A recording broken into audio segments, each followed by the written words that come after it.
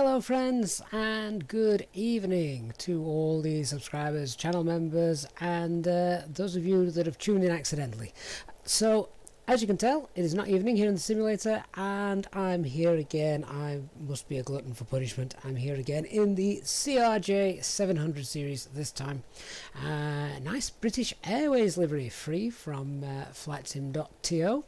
And I'm actually trying out a new Simbrief profile today that I've created. I've obviously done ones for the A320NX, which works perfectly well. Also got another one coming out for the Megapack A330, but thought we'd have a look at this CRJ. Now, when creating a Simbrief operational flight plan, you want all your weights to match. Obviously, it just makes things nice and neat, and you want you just want to be able to put the weights in from the operational flight plan and everything match up as it does with the A320NX Simbrief profile, which if you haven't got that yet, then you can go to our Discord server and pick that up from the pilot's briefing room. However, I went in and tweaked a profile for the CRJ-700 from Simbrief, and we're going to have a look at that today. If this works, I will add that one into the Discord server as well. So basically what we're looking at is basically things like this. So you've obviously got a payload, zero fuel weight, you want to be accurate and all matching up. Fuel, obviously you pop that in yourself, but even these maximum weights from the aircraft in the simulator now match what you get here on the Simbrief profile as well. So we'll see how that goes. Good evening, Anthony, Simon, Christian, and Chris as well. Christian, 1 hour until takeoff. Yeah, it's 1 hour till takeoff when I'm in the A320 and I know what I'm doing. Christ knows how long it'll be for this one. So anyway, let me just grab a bit of information here. Obviously this is the A320 takeoff configuration and performance calculator. We're not using that. I purely went here just to get a copy of the weather, as I don't think I can actually pull that in the CRJ like we can the A320 fly-by-wire mod. So just wanted to grab a quick hold of that. So QNH is 1023. Winds 220 at 7 and 8 degrees. So we'll be taking off from runway 27 here. Doug, good evening. You're here as well. Sorry, late catering service. Had no alcoholic drinks. Well, we're going to need alcohol to get through this flight. We're definitely going to need alcohol. And anytime I'm in the CRJ, which I don't know how to fly, we need alcohol. In fact, I might even go and grab one myself just to make things even better. Let's get rid of that. Let's get in the flight deck. We are also taking some passengers as well. We've got self-loading cargo set up. So fun. Let's begin. Ooh, it's cold and dark. I've already turned the fly pad on, as you can see. Oh, stuttering with some frame rates there. That's a good start, isn't it? There we go. Maybe I just moved the mouse a little bit too quickly. Oh, frame rate's really stuttering since I've just come in. It wasn't like that at the start of the stream. Mind you, I've got a lot more things open now. Right, so the chocks are in place, and we'll get that passenger door open. More passenger door open. There it goes. Lucas, what am I drinking? At the moment, black currant, but as the flight progresses, there's a good chance that will the drink will also progress as well. JJ, will the aircraft get airborne in less than an hour? Given this runway, it might not even get airborne at all if I've made the payload calculations wrong. We'll be floating in the Thames. Right. So, cold and dark, yada yada yada. Let's have a look. Right. Before I go any further, let's have a look and see how this new Simbrief profile is going to work. So here we can see all the weights, everything, and as I say, if this works, then we'll get it uploaded to the Discord server and you lot can download that as well. So let's go to our performance page. Now, I've been having a little bit of a play with this and it doesn't always work. I've now set the weights of a passenger and their luggage to the same as they are set in Simbrief. So Simbrief has them set to 104 kilograms per passenger. That is the weight of the passenger and the cargo as well. Now I believe that you can only set the weight of a passenger here in the CRJ, which is absolutely fine. You can call a passenger as being just the weight of the passenger, or if you wanted to set them to the same, then it's 104 kilograms, so that's fine. Let's have a look then what happens when we try to put in, we're going to change this to zero fuel weight in a moment, so what happens when we put in 26752. So I'm going to change to zero fuel weight and we're going to put in 26752 and enter. So there we go, zero fuel weight down here, 26752, and then the fuel. What was the fuel? Let's have a check. So the block fuel for this flight is 3636. So let's pop that in as well, 3636, and enter. So where's that gone? 3636. So now the zero fuel weight is correct. The fuel is correct, but just check this out. Check the payload. That's telling me I've got a payload of 10.7 tons. Well, no we don't. We have a payload of about 6.3 tons. Now, if I have obviously just set that in the simulator, if you for some reason set that twice, you can see now that we're right on the edge of that that flight envelope. So that's not correct. In which case, if I now change the passengers and cargo, there we go. Look at that. Maximum zero fuel weight has been exceeded and the maximum takeoff weight is also exceeded. So if I now bring this back up, you'll see that these figures actually are correct. So maximum zero fuel weight 28259 there, and the takeoff weight is telling me, for some reason it's telling me the takeoff weight here is going to be 34 tons, 34.1 tons, but the maximum takeoff weight of the aircraft is actually 3420.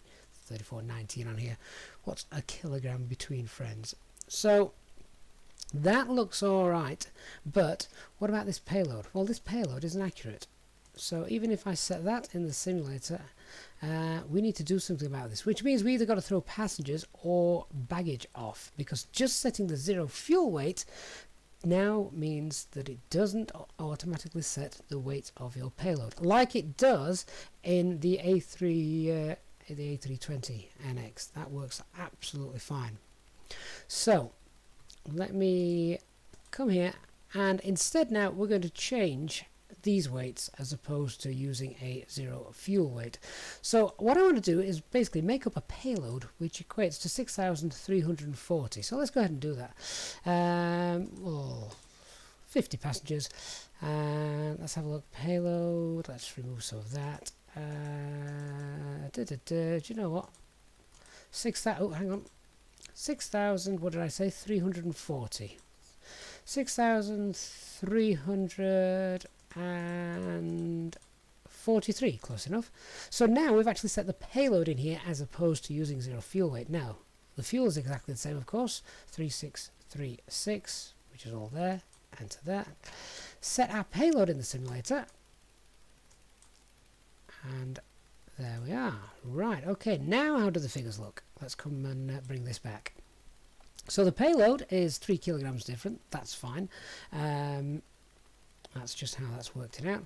The fuel is exactly the same, 3636. Now let's have a look at this zero fuel weight center of gravity. So the zero fuel weight is 27095. 26725. So not even that is quite matched up, is it? Maximum zero fuel weight, obviously, as I said, is fine. Takeoff weight. Let's have a look at the takeoff weight. 30161. So there's definitely a discrepancy there, which I'm not entirely sure if you guys can see anything that's not working. But all of the information that I've been popping in and playing with has got this basically as close as possible. There's nothing else I can do to get that working. Obviously, we're now within a safe flight envelope, so we can fly. It'd just be nice if we could get those weights and everything correct. So what we'll do is we're going to have to we'll stick with that. The payload's right, the fuel's right, and then we have to take our information off here rather than the Simbrief operational flight plan, because obviously this is the aircraft and this is what we're looking for. Okay, so I'm going to just set that payload in the simulator. That should all be done. Right, well, we'll leave that for now. Let's crack on, shall we? So let's turn on the battery, which is up here. We also want the DC service on as well. So battery service is now on, and we can also just connect the ground power unit. Where's that gone? Aircraft chocks are in place. Ground power cart is removed. Let's get that connected up. Do we actually have one of those? Oh yeah, there we go. Please don't crash into us. Please don't crash into us. Please. Oh well, that's my nose cone wrecked. Is he right through the centre of us or what? Oh, that's interesting. I think you might be close enough. Just about managed to miss us. Right, so APU is on. APU is now available. So, sorry, ground power unit is now available. So let's get that clicked in. All the screens should now start to come to life. There we are. APU generator is on auto. Right, left and right fuel pumps. Let's get those turned on. Let's get the navigation lights on as well. So nav lights are on. Well, ground power units here. DC power is on. Let's do our fire test. Check that works. In order to do that and check that all is working, I need to bring this in just here. Fire test. Fire systems are okay. So now we can release that. Alright, so now let's have a look. We want the APU power and fuel on, and we need to check that we've got the APU sov open on the ECAM. There it is. Okay, so now we can start the APU, and we should be able to check the APU is now running. There we go. We'll just give that a second for the APU to kick in. Anthony, yeah, I might need to kick the bot. Drop me a message on Discord, Anthony. Give me a DM and I'll sort that out for you. So there we go. Paul B, good afternoon as well to you.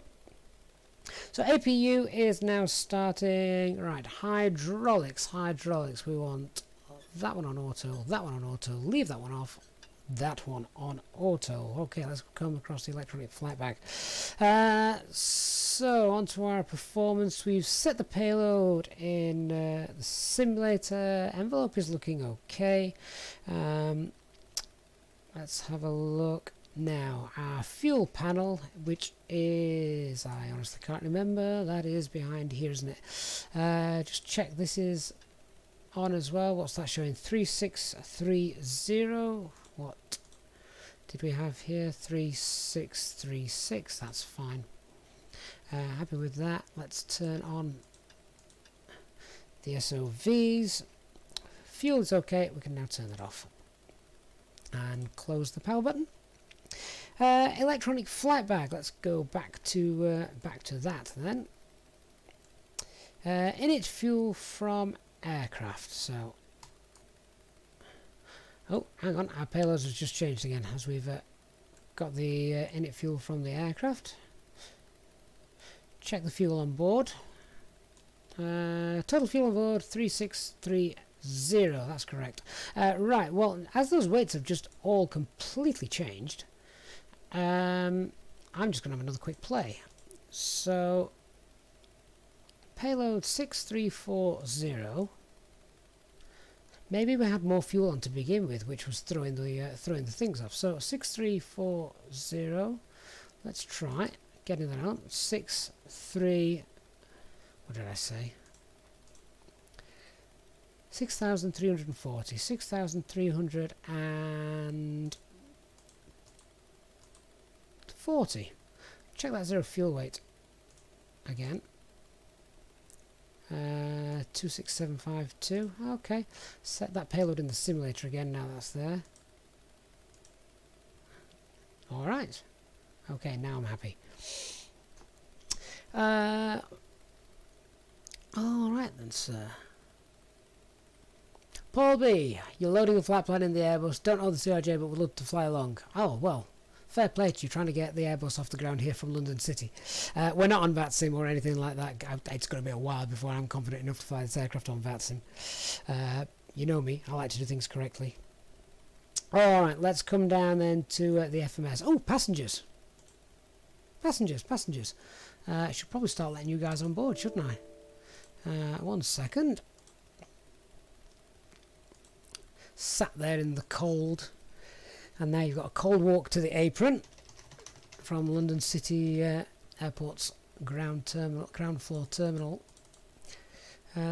So let's start that flight, and we're ready for boarding.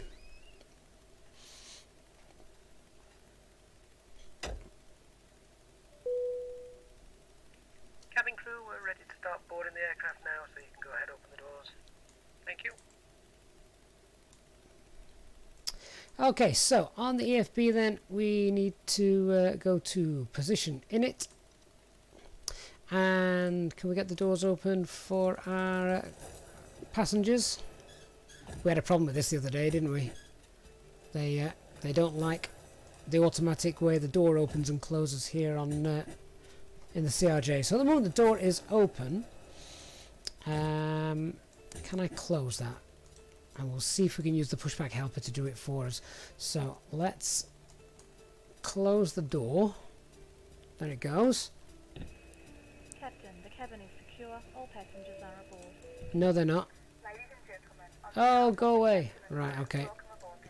Options. Flight attendant. Cabin announcements. Be quiet. Save those options so I don't have that problem again. Right, so self-loading cargo. Let's see if we can get that door open for you. Main door. Okay, well there's some passengers having to crawl on. They can use the cargo hold. Right, so where are we? FMS. Position in it. Let's put in the ICAO code of the airport. We are at Echo Golf Lima Charlie. Echo Golf Lima Charlie.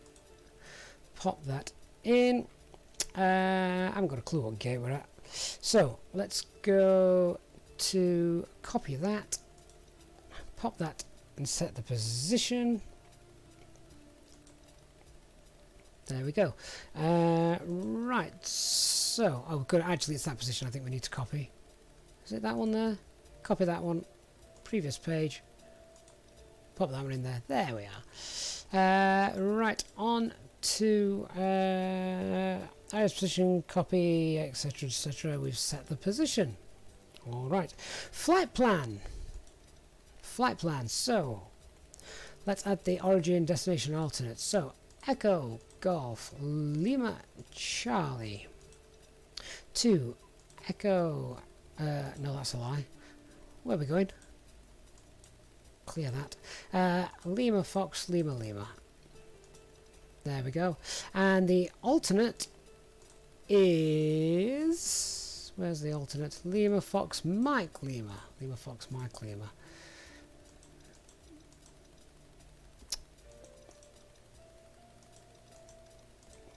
There we go. Departing runway 27 today. There we are. And a flight number. British Airways 2303. 2303. I've not given you guys a copy of the operational flight plan, have I? Would you like one? Give you some bedtime reading. If I give you that, pop this in there. There you go. Do BA actually fly CRJs? They certainly have. I don't know if they have done in the past, but they most certainly did. Christian, I would be the first person to tell you that I am not certified in this aircraft. Norman, good evening. Third time lucky. We're going to need more than luck. Right, where were we? So, flight plan, flight number, that's all done. Okay, let's go to our departures and arrivals page. Actually, let's just execute that before we mess anything else up. Departure and arrival. So, runway 27. And which departure are we on? We're on the Urkiv 1 Alpha. Urkiv 1 Alpha. Next page. Oh, there it is. That's all populated in, and execute. Alright, so we've had the arrival, standard instrument, sorry, the runway, standard instrument departure, and a transition if we need one. Okay, let's go to the flight plan, and we need to now add the route. Okay, the route. I can never remember how to do this. Do I want to go to legs? No, I don't. How do we have the blooming route? Flight plan. Perf in it. Next page. No. Oh, come on, guys. Remind me, how do I add the route in this thing? I'm just going to press every button I can find, if not. Where's Digital when you need him?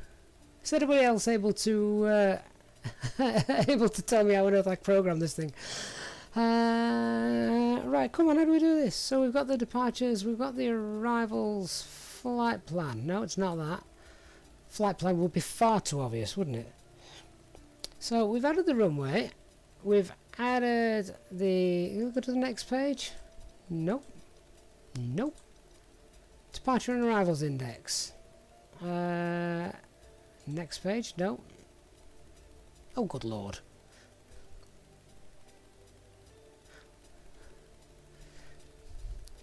And of course, I'm asking you guys for help. It's not much help when the stream's actually about 10 minutes behind, isn't it? Flight plan, then click next page. Okay, let's try that. Flight plan, next page. Oh, there we go. Right, okay.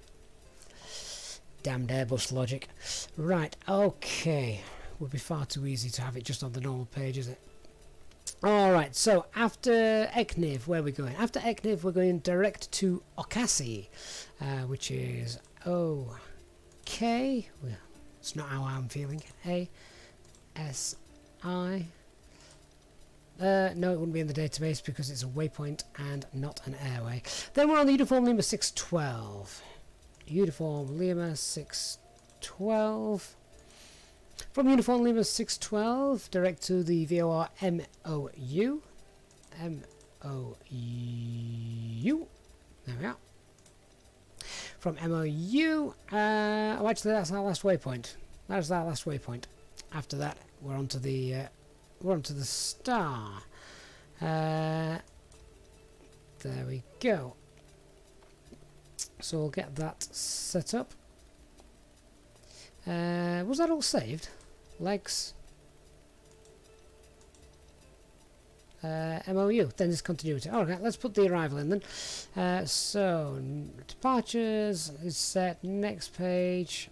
I'll execute that. Departure and arrivals. So then we're arriving at, what are we arriving at? Runway 35 left, the Mooson 5 November. So ILS, God willing, ILS 35 left, and it's the Mooson 5 November.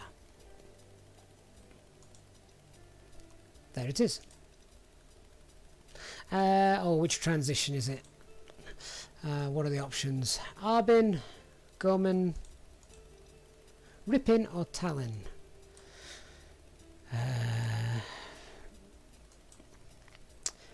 Which one's this? There's the Mooson 5 November via Roanne. As it via Tala? Is that the final approach fix? Let's have a look at the initial approach here. Vienna? Wrong country. Tallinn, I think, is the one we want, isn't it?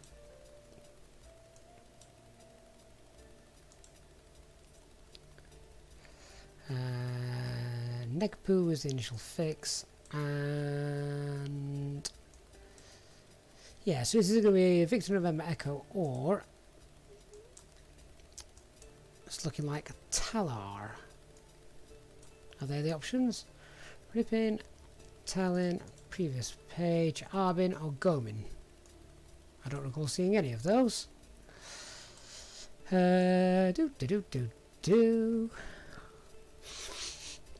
Christian, yeah, I'm quite happy to do that. Does anyone know how to enter the flight plan? So there's Moen, Roxanne, and Durba Tala. From Tala,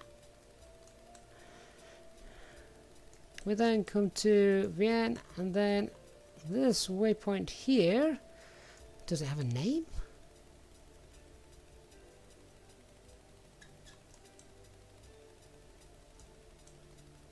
Oh, hang on. Is it this one? Other these ones here. Number 4, Negpoo. There we are. Is that one in there? Nope.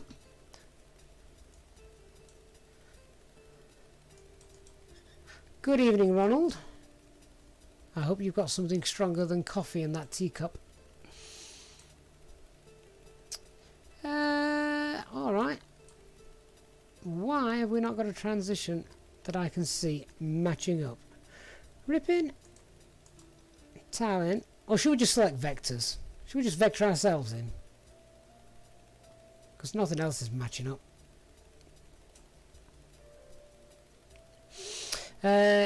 Emil Gz, why is there a button to erase the cockpit voice recorder section? Is there a good reason to hit that button? Yes, right now. Right now is the good reason. I would not want this if I was the pilot of this aircraft being recorded. Isn't the name on the top right of the chart? No. The top right of the chart just basically tells you which chart you're looking at. It doesn't give you the names of the waypoints. So, RIP2 is one of the initial approach fixes up here. Don't you know what? We might just pop that in. Go on, we'll go with that. Although, to be fair, that looks like RIP 1 November. Is that right? RIP 1 November? Oh, screw it. I'm going for vectors. Previous page. Vectors and execute. Alright, now let me have a look.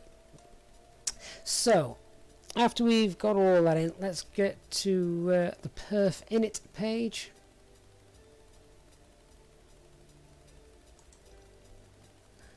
And let's have a look then. So, from the perf init on the flight management system, we're just going to copy all data to the FMS. So, copy perf init to FMS. Has that now all been set in? Yes, it has. Beautiful. Cruise altitude then. What's our cruise altitude today? Flight level 370. There we are. Flight level FL370. There we go. And execute. Alright, so happy with that. So we've had the cruise altitude. Next page in the climb, in the cruise, we're going to enter the wind. The trip wind is tailwind of 11. Tailwind of 11. Let's pop that in and execute. Okay, so estimated time of departure. What time is it now? 21:06. I'll go 21:30. 21:30. That might be optimistic. There we go. ETA 22:46. Oh, the wife's going to kill me. Right, so now let's go to VNAV setup. There we go. So transition altitude here at London City is, let's have a look, 6,000 feet. Pop that in. And do we have any speed limitations? 250 knots, 210 knots, 210 knots. Speed limit 210 below 10,000 feet. Yeah, we do have some speed restrictions, but not ones I think I can actually key into just here, because basically 3,000 feet is also 250 knots. That's fine. Judge, you know what? We'll just leave that. So that's sorted. There's the target speed and the cruise and descent. All looks good. Transition altitude for our descent. What's the transition altitude in France? It is transition level by air traffic control. Do we have anything on these charts? Normally get one here. Transition altitude 5,000 feet. There we go. Pop that in. Okay, so that's transition altitude sorted. Let's execute all of that. Stop climb here is 3,000 feet. So we'll go ahead and set that. There we go. 3,000 feet is checked. We should probably get the ADIRS aligned as well, shouldn't we? That happens instantaneously with the setup that I've currently got. Right, so our initial speed on departure, let's just check that again. So initial speed on departure is maximum 210 knots till we're direct to London 06.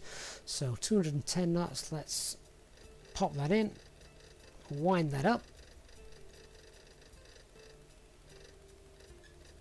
There we go. Right, so that all looks okay. So on to the performance page. Perf. There we go. So onto the performance page. Flex temp. I ain't using a flex temp here. Do you know how short this runway is? Onto the radnav page. Radnav page. VNav. Where's the radnav page? I'm probably looking straight at it. I can't see it. Radio, that's why. I'm looking for a radio page. Right, set any VORs and add the transponder code. Transponder code. That'll do. So, any VORs or anything that we need for our departure? No, we've got the ADF. We can add 322. Just in case we need it. So happy with that. And next page we'll also put the flight ID in here as well. British Airways 2303. 2303. There we go. Okay, main flight display, menu. Let's just turn on what we want to see. So turn the airports off. We can put on the nav aids, and we'll turn on the VNav. In fact, no, we'll just turn on the log. There we go. Right, electronic flight bag. Let's set our V speeds, shall we? So V speeds there. Let's check the transfer across from here to there. Set all. There we go. That changed my my target speed. I don't want to do that. I want 210 knots.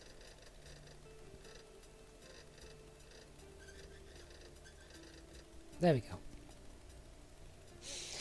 Okay, so let's set local pressure, which is QNH 1023. That's what it was an hour ago, anyway. It'll do. I could actually cheat. Let's cheat. B 1023. Oh, it hasn't changed at all. Excellent. So that's set. Let's put it also on the standby. 1021, 1023. Doesn't change this one. There we go. And nav source check, we're on the FMS. Wonderful. Okay, now how are these passengers doing? We need to get these passengers on board.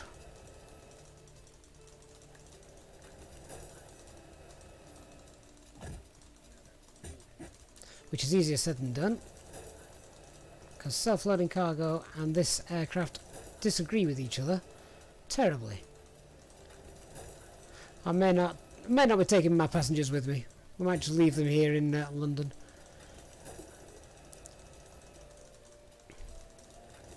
Just give me a second while I try and fight with this.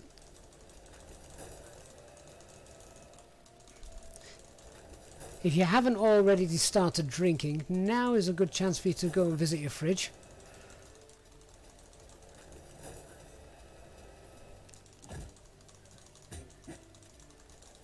Oh, I think I give up. Right, so what else have we got? We've got lots of stuff that we need to actually clear off. We've got loads of warnings on here that I need to get rid of. And I have no idea how to do it. So, right, fuel pumps on, isolation packs, engine shutdown, engine shutdown. Juicy, my friend, welcome, sir, to the First Officers Club. And long-time supporter of the channel, so that's great. Thank you very much. Great to have you on board. And do you know how to fly a plane? Specifically, this one. In all seriousness, though, Juicy, thank you very much, sir, for supporting the channel. And look forward to enjoying many more flights with you as we grow. In the Airbus, of course. Would have been airborne by now. Right, okay, let's come and have a look at all of this. So APU's running, so we can now turn off DC and we can get rid of the ground power unit, I'm guessing. So ground power unit can come off. I think. Oh, whatever. Beacon light. Let's get the rotating beacon light on before we do anything else. So, X-Flow override. Let's pop that on. Let's pop the ignition on. Where's that? Let's pop the ignition on. And we'll get ready to start our engines in a moment. Now, ground power unit can disappear. Are the chocks in the way still? Let's have a quick look. Aircraft door is oh, now open. That's not helping with my self-loading cargo, guys, is it? Nah.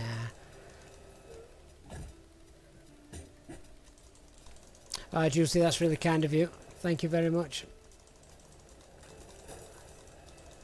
No, self-loading cargo's not wanted to play ball. We're leaving 44 passengers at the gate, and we're just taking 16 with us on board. Well, that's going to naff up my fuel weights. Tough. We'll just pretend they've got lots of luggage. Okay, so we can now remove the ground power cart. He go bye-bye, which is good, because otherwise I'll run over him. We can remove the chocks. Parking brake is on, isn't it? Yeah, that's good.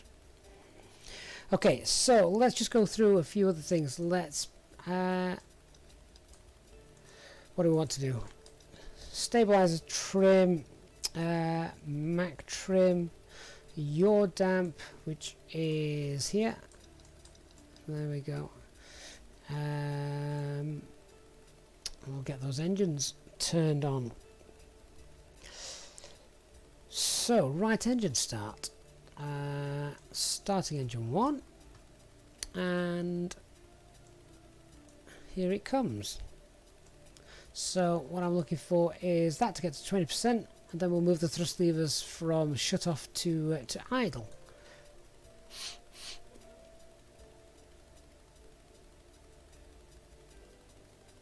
JJ, who are you having a bet with? Not me. I'd have been betting against myself. 20%. Let's increase that. Engine 1 now starting.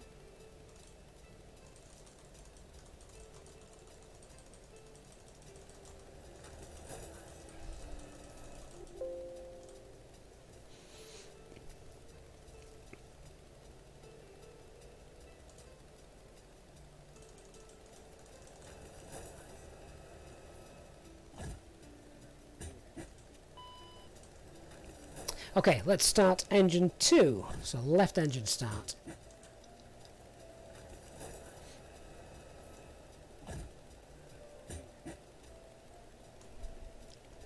We should probably put some cabin signs on as well, shouldn't we? So let's put the passenger signs on, seatbelt signs, arm the emergency lights as well. And let's open the throttle to idle for engine. Should I have lifted those up? Yeah. Here we go. That's engine 2 is now spooling up.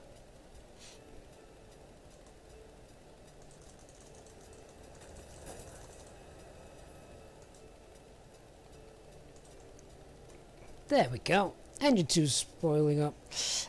Nose wheel steering is now armed. Obviously that was off. Now there's no actual pushback here, as you can see. We're just going to taxi straight out, run over the GPU because he hasn't got the sense to move, and taxi all the way down to... Do we actually taxi all the way down?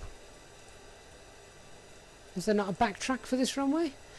I thought there was. Can we taxi all the way down? It looks like we can. I didn't think we could.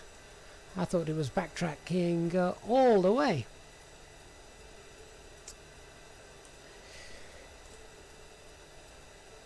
Ladies and gentlemen, we now ask for your attention while we take you through the safety procedures on this aircraft. A safety card is in your seat pocket showing the exit routes, oxygen masks, life jackets, and... For God's sakes, pay attention to the safety briefing, guys. Brace, brace. You may hear that. There are 2 emergency exits at the rear, 4 in the middle, and 2 at the front of the cabin. Floor lighting will guide you to an exit. Please be aware that your nearest exit may be behind you. In an emergency, leave all cabin baggage on board.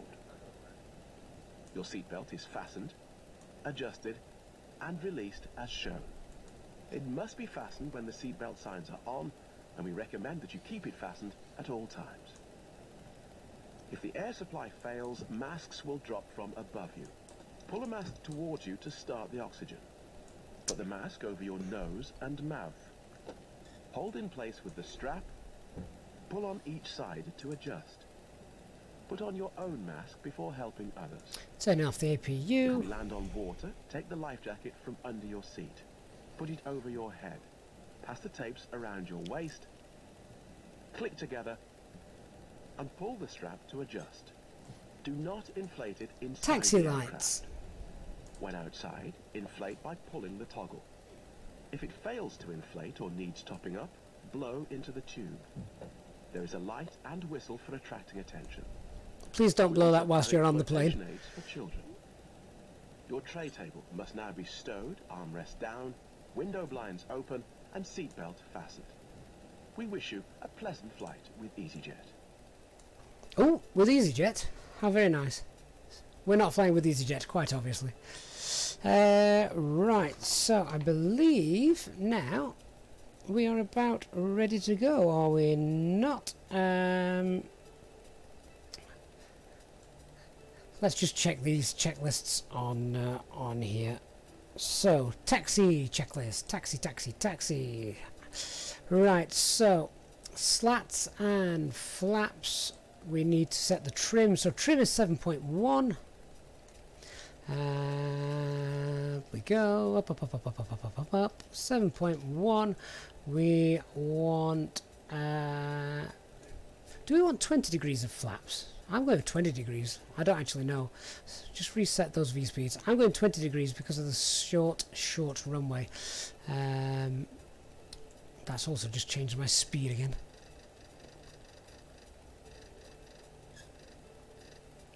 There we go. Right, 20 degrees of flaps.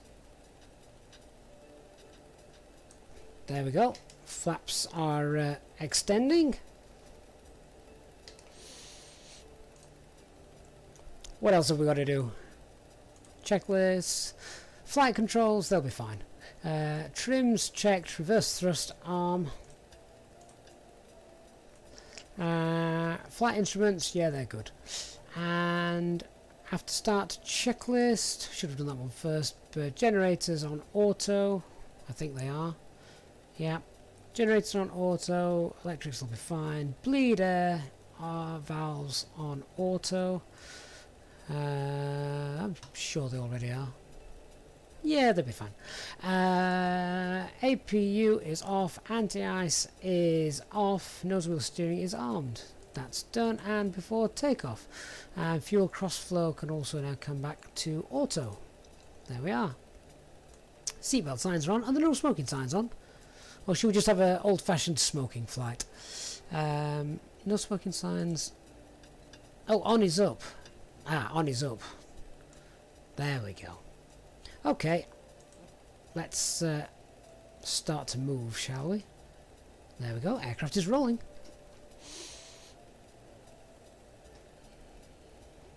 No, I'm going to swim in the Thames. It's quite refreshing this time of year. Well, I'm glad you said it. Certainly not beyond the realms of possibility when I'm flying this thing.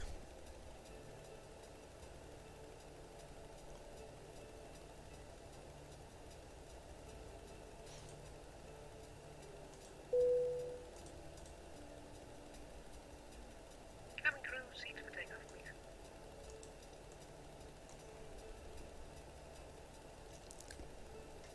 Now, I'm still confused as to whether we actually have a decent taxiway at the end of this apron, because the chart says we do.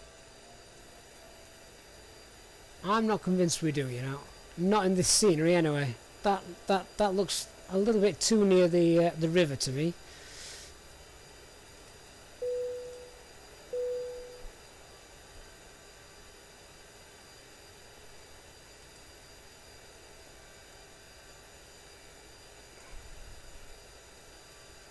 Do you know what?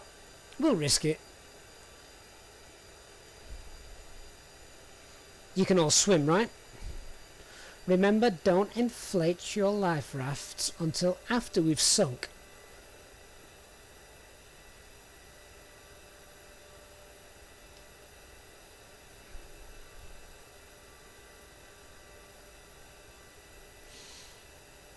Yeah, see, I'm pretty certain I can see water there. I'm almost certain I can see water there. Yeah, that's water. That's wet stuff. So what's this all about? Yeah, what's that? That to me looks like a taxiway.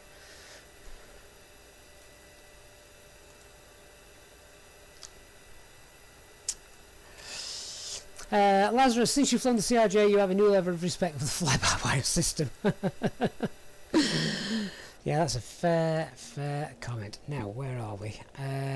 So, before takeoff checklist, light strobes, fuel flow, flight attendants. Oh, they're probably praying with the rest of you. TCAS, terrain, and CAS. Alright, so anything of that that's actually important.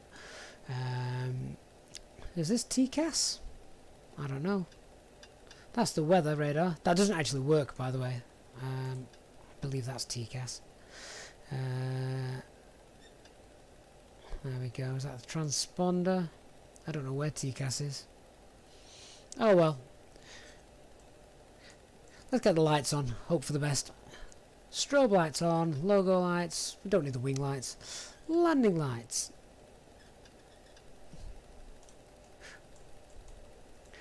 There we go. I don't think that's actually too bad. We've been streaming for 57 minutes and we're not airborne yet.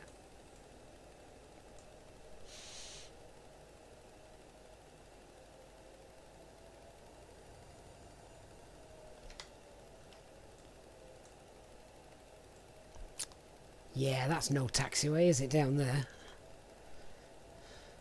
Those charts are misleading.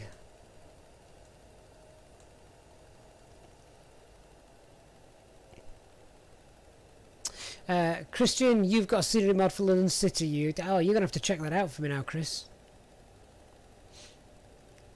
Norman, get ready with the anchor.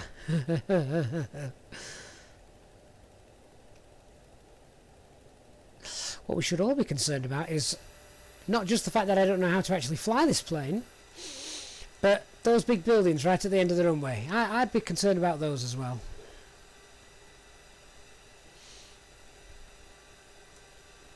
But what a nice looking aeroplane. And I love the reflections. I'm actually pointing at my screen now, you can't see that, but I love the reflections of the lights going underneath the fuselage.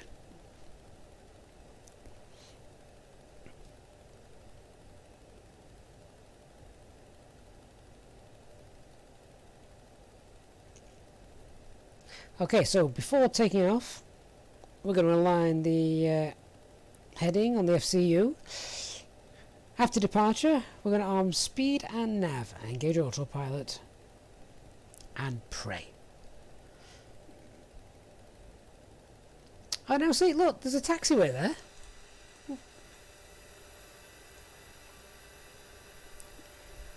So that's there. That just helps us turn around. Well, go on then, let's go for a little swim. Nice and neat.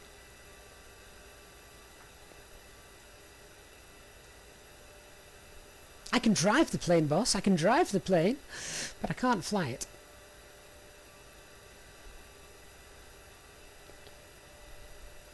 Is it just me, or does that water look precariously close to the actual taxiway?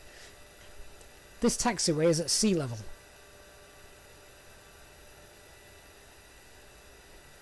Sig Dude, you've done many flights in this aircraft since it was released. Can you please stick around for the next hour, because I don't know how to fly it. I'm an Airbus pilot trying to fly a CRJ.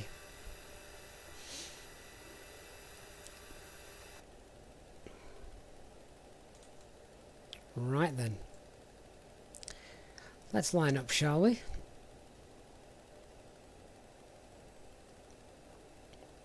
Now, obviously we're not on VATSIM, but I do have live traffic turned on, just to add a bit of something. So if you see an aeroplane, which will be quite rare given the current COVID pandemic, sadly, but if you see one, it's a real one.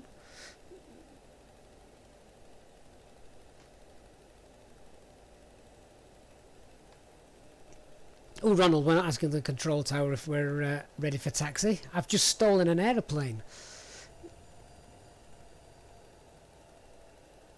Hey, look, a real aeroplane.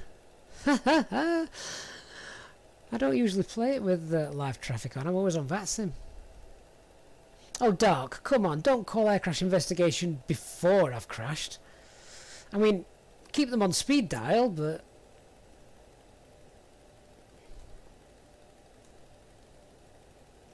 Look at that bump in the runway. That's amazing. Okay, let's take off and not crash into Canary Wharf. New York Yankees. I'm going to let you make up your own decision on that. Let me see what conclusion you reach. Alright, so we're going to go toga thrust. It's a short runway. We've got 20 degrees of flaps. After departure, we are going to arm speed, nav, engage autopilot. Let's set the heading now.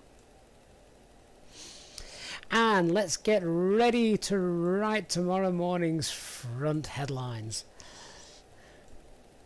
I think we're good to go. I don't think I've forgotten anything. Oh, I have one thing. I know I have forgotten one thing, which is something I don't have to do in the Airbus. Where is it? Is it? I forget which screen it comes on at, but I have to set the cabin altitude. Cabin pressure, is that down here? I actually can't remember. No.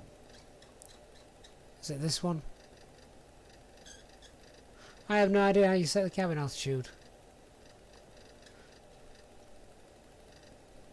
I'm trying to look to see if it's coming up on the screens. Here's what I've got in front of me. How do I set cabin altitude? Sig Dude, you're my go-to guy. Yep, good evening. I am kidding, absolutely kidding. Cabin altitude. How do I? I'm at least looking in the right place, aren't I? Top one. And where's it meant to be showing? On which ECAM screen? Are they even called ECAMs? Top one, I'm playing with it. I might be playing with it, but I'm not getting any figures anywhere to show me. Cabin pressure, but it's the other screen. Alright, okay. Which screen am I meant to be... oh, it's there. There's the landing elevation. Oh, right. Get rid of that. So, landing elevation is 0. There we go. It was probably at 0 to with before, wasn't it? I probably just wasted 30 seconds. Alright. Shall we take off?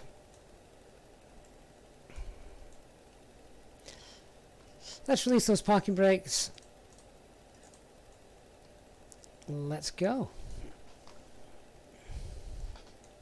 One thing I'm actually just going to do, let me just bring that range in. There we are. Off we go.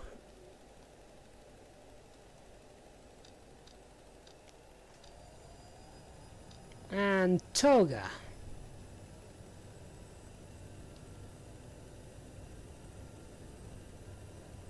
X-Flow is set to manual XL. Yep, that one's done.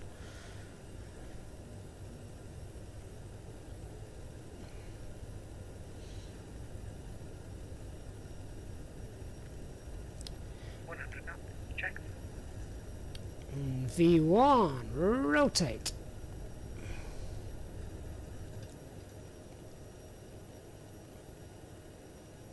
Positive ring. Arm. Gear up.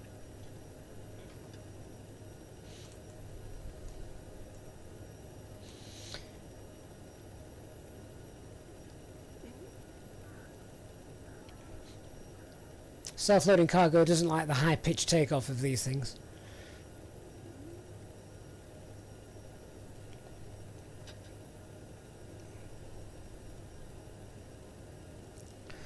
So up we go. Stop altitude is 3,000 feet. Boy, we got up there quickly, didn't we? This is going to be difficult to control.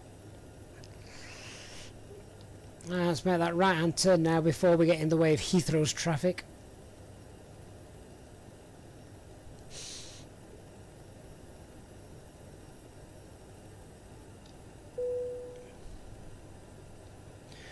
Okay, air traffic control have cleared us up to whatever flight level we wish, because there isn't any air traffic control. That's fine.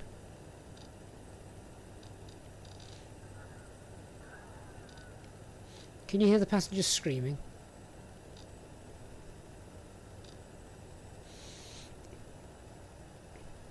They're just letting out their inner pilot.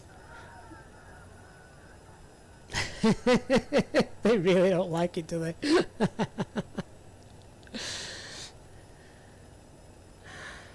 Oh, I'm so spoilt by fly-by-wire technology. I really am.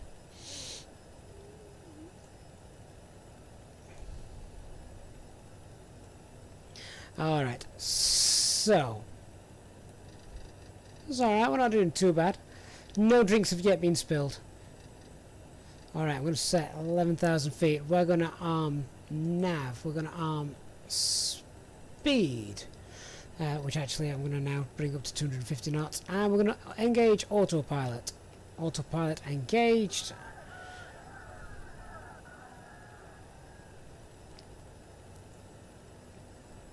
Exile, it was a sporty takeoff. I'd agree with that.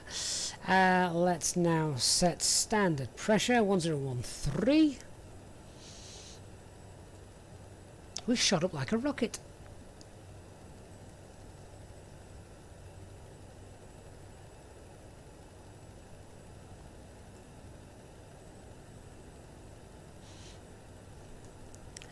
So the aircraft will now target 250 knots and then use pitch to be able to hold 250 knots. So there we go, you can obviously see us climbing.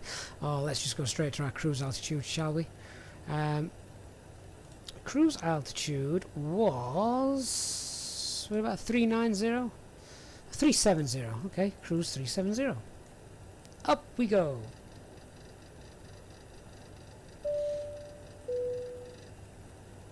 Ladies and gentlemen, you may now use your electronic devices. They can't, they got smashed on takeoff. Are available for your smartphones and tablets.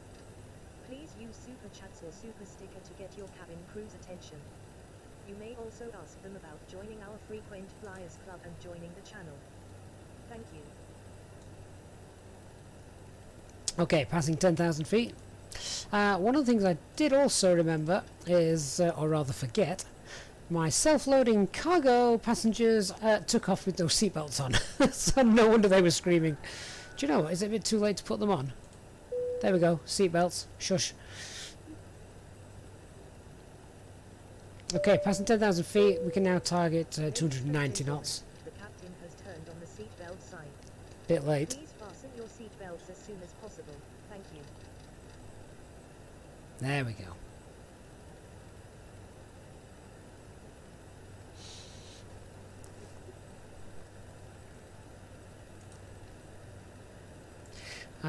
Okay, let's disarm the reversers.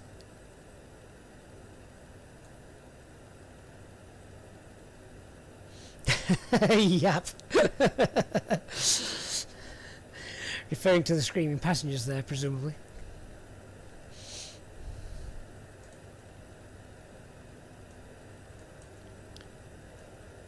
Let's face it, you haven't tuned in to watch me and learn how to fly this aircraft, have you? You've just tuned in for comedy value. It's never this entertaining when we're doing the real ops in the Airbus.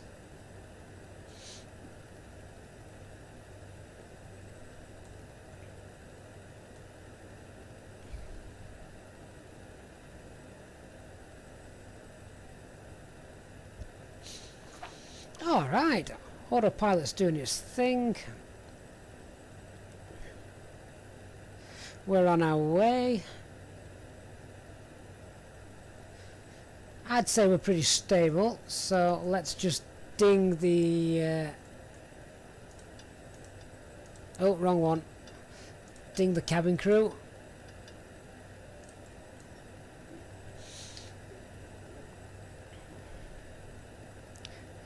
That must be a scary sight, looking out that window knowing how this aircraft's just taken off.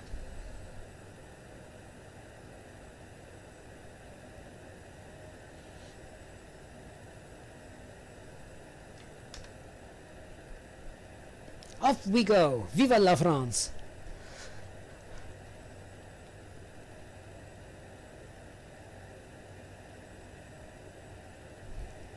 You'll see you've tuned in for some bedtime entertainment. Well, I hope we can deliver for you. Oh, Jason, that's awesome. Survivors are now free to move around the cabin. Do you know what? I might change the cabin announcement to read that when I fly the CRJ in future. That's brilliant. Goodbye, England. In fact, is that... no, that's just the mouth of the Thames, isn't it? That's not the coast. We're not the coast yet.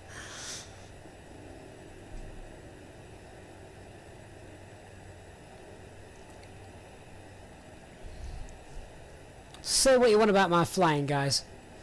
The scenery still trumps it. The scenery is stunning.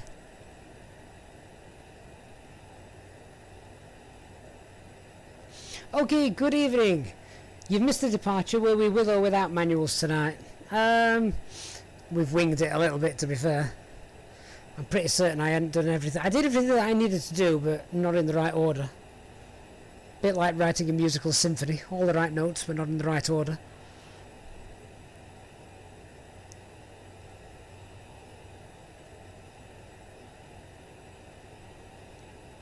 XR1, so happy that some guy got the BA livery out. Yeah, that's right. Do you know, someone asked me earlier and I can't remember. BA did used to fly the CRJ-700s. I don't know if they still do. What kind of route is this? We're weaving all over the place. Left, right, left, right, left, right.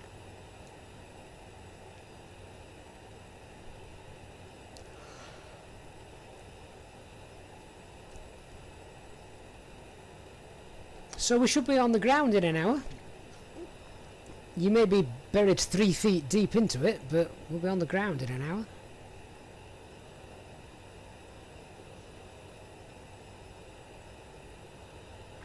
Yes, yep, you may be right, but I only streamed the last of those 3 hours.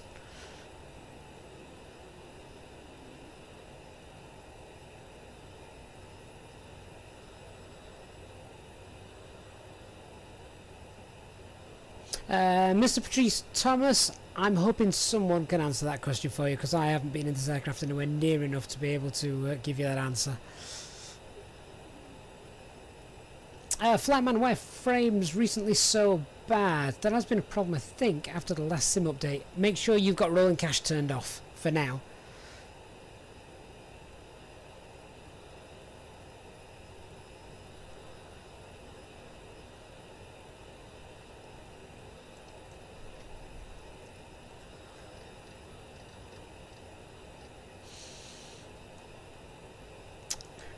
Turn those nav aids off. There we are.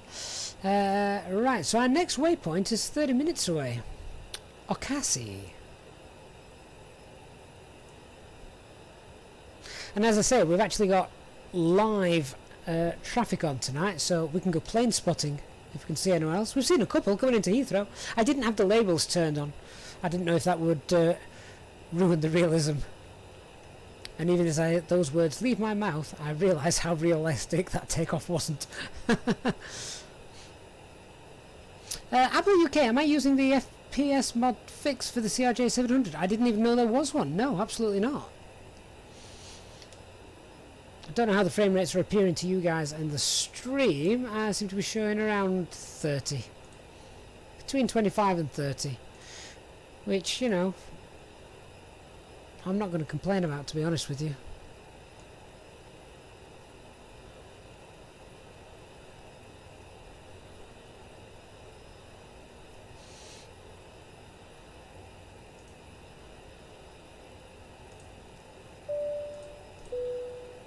Ladies and gentlemen, we are about to serve a selection of alcoholic drinks. Please make sure your tray table is in the down position and clear any items from the aisle. If you would like to upgrade to premium brands, super stickers and super chats are available. If you are a frequent flyer with us, you can now join the channel as a member and get extra perks to make your journey with us more enjoyable. Thank you. Flightman, yeah, everyone's just asking the same question. There's an FPS mod for the CRJ?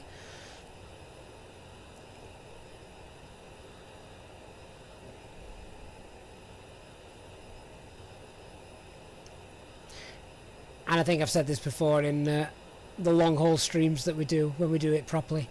I could sit and look at the window view like this for ages. So realistic, so good. Yeah, you want to see the CRJ from the outside? Yes, certainly. Let me just check how we're doing with the climb. Because remember, there's no auto thrust in this. I've got to sort it myself. What's that say? We've got a different pressure. Oh dear. That's an interesting alert. Oh dear. Okay, I'm scratching my head. Anyone got the QRH? What I've messed something up here, haven't I? Yep, I will show you the outside if you haven't suffered from hypoxia before then.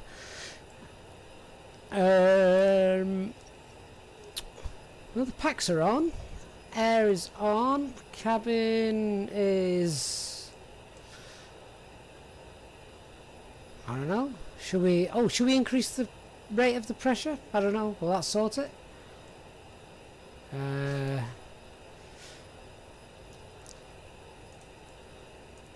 We may have to declare medical emergency. So I'm presuming... Are the packs not on by default?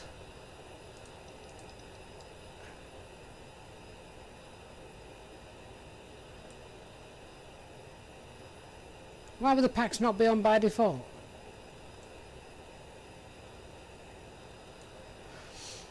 I don't think I need to set the pressure for the arrival airport just yet. We're still nearly an hour away, so I don't think it's that. Okay, serious question, guys. Can anybody fly a plane? Ooh.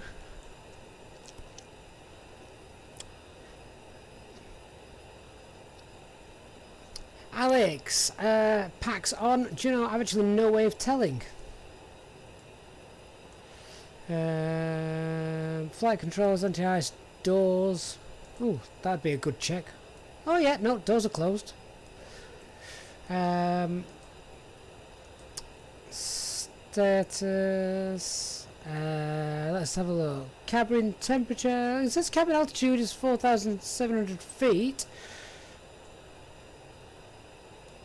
That's breathable, right? So are the packs not on by default in this thing? Ah. Who designed this aircraft? And what's more, At the moment, I'm looking, as an Airbus pilot, I'm looking overhead at that panel and thinking, oh good lord, now what? Oh no, it's gone! Woohoo! I bet the bulb burnt out. But yeah, I'm looking at this overhead panel and there's no lights, which to me says, excellent, everything's good.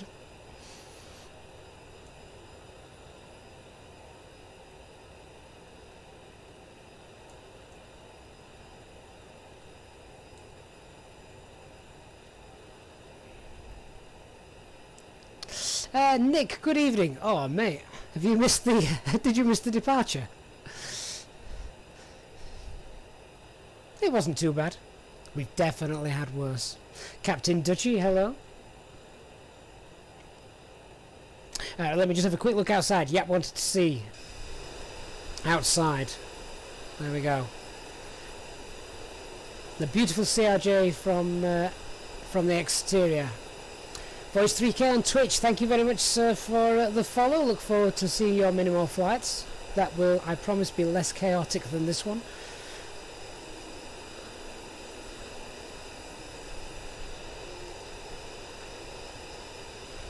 Well, less chaotic when I'm back in the Airbus flight deck. I'll be back in the Airbus tomorrow.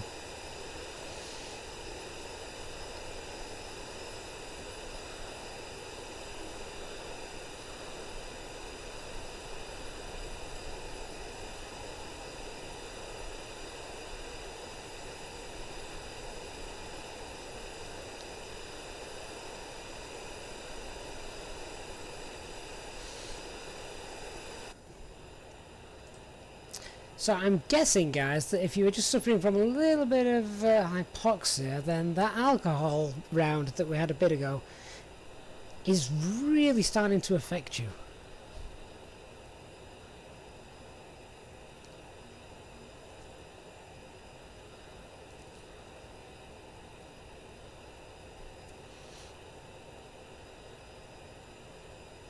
Yep, they've done a nice job with the livery. Does it come with chutes as well? I hope for your sake it does. Have you seen me try and land one of these? What we tend to do is touch down and then wheelie down the runway for about 400 yards. Okay, so we're in altitude capture mode now. Looking to capture flight level 370, which means I'm now going to roll the engines back in a moment. Let me just check what speed are we meant to be at for this. Do we have a cost index on this thing? Max 7.9 it's telling us. Max 7.9, that's fine. So actually we can speed that up.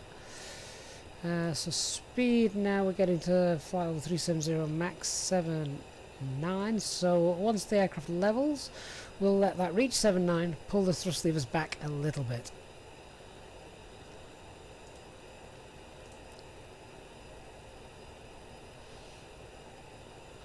AP, hi there. Anyone else having the issue where the CRJ starts descending before the ILS point? I have heard of that bug, yes, and Aerosoft have acknowledged it. So, watch this space, I think, is what they're trying to tell you.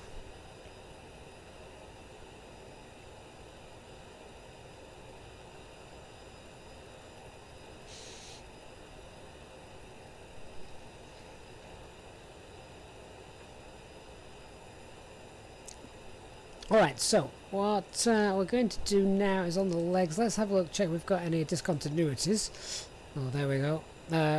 Moo. Gone.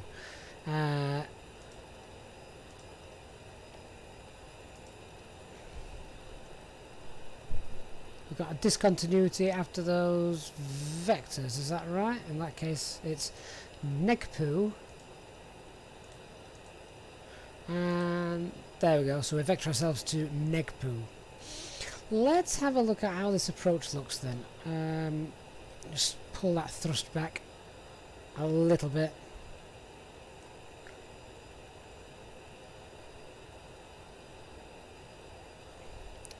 And just check that.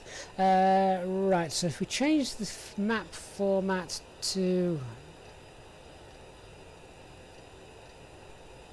and zoom in. Oh, If we zoom in, can we now flip through the legs? And will it take us to... Can we scroll through those?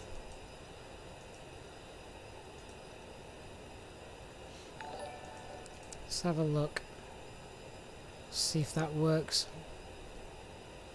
Interval 76 and Fabregas 4757. Thank you very much for subscribing to the channel. Great stuff. Really do appreciate that.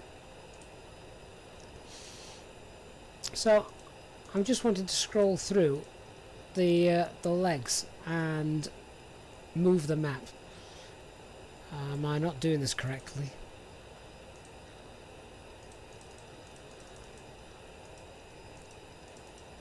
Okay, who can fly this aircraft again? I need someone to tell me how to view the map. I want to see what the approach looks like. I could, of course, just use the VFR map. Federico, that is a very good point. You've got to center the heading bug. Now, can someone explain to me why you have to do that? I don't plan on taking the aircraft off nav mode and going into heading mode, so... Is there a reason behind that?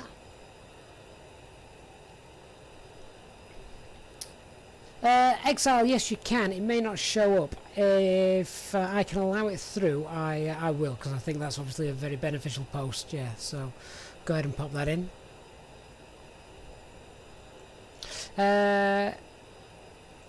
Juicy Dirt AVD, is that right?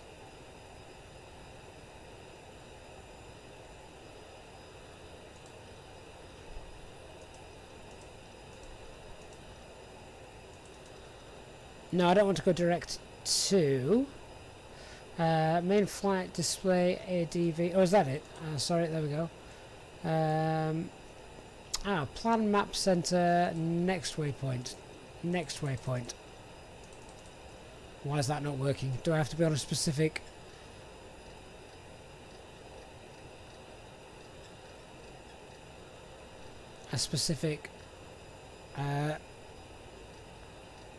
page?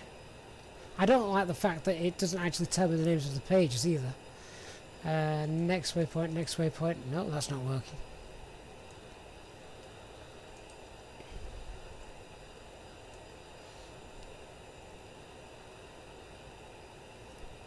I honestly just want to scroll through my flight plan leg. Anybody else?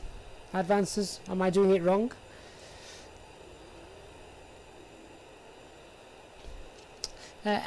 Exile, the heading is centered as a backup for if nav mode fails. It just means you can switch over easily. I understand that, that's fair enough, but if nav mode did fail, presumably that means that the aircraft automatically then doesn't revert into heading mode. Another reason why I like the Airbus. Right, if I press execute, the problem is I'm not actually sure what I'm executing. Nothing is highlighted.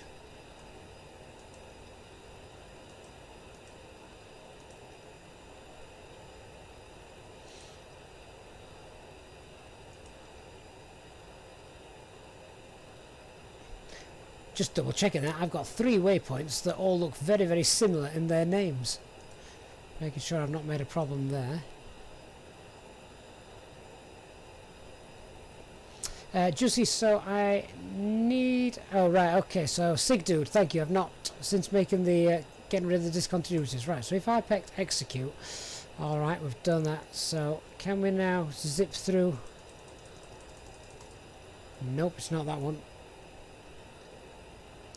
That doesn't show anything. That'll be the... right, there we go. Is it that one?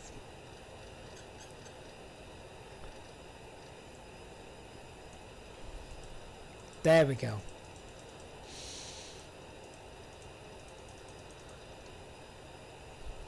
Right, okay, so that actually looks a little bit like what I was expecting to see. Let's just zoom out a bit there.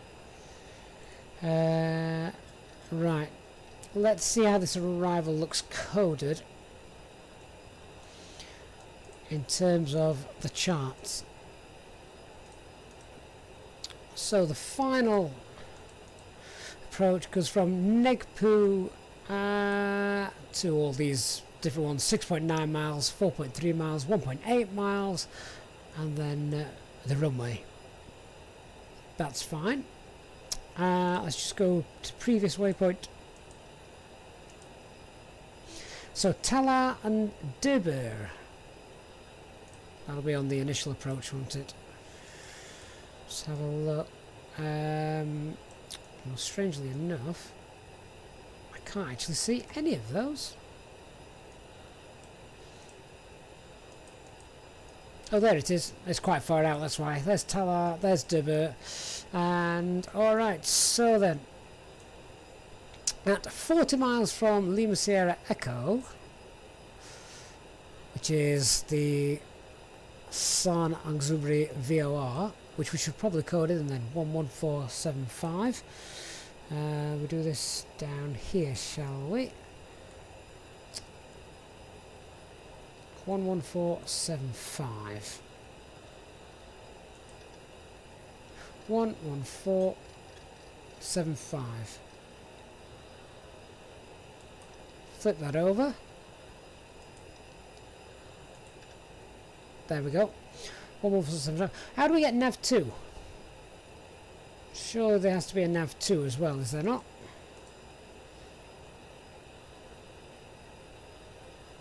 As it's all well and good having that coded in for the VOR, but I also need to code in the ILS.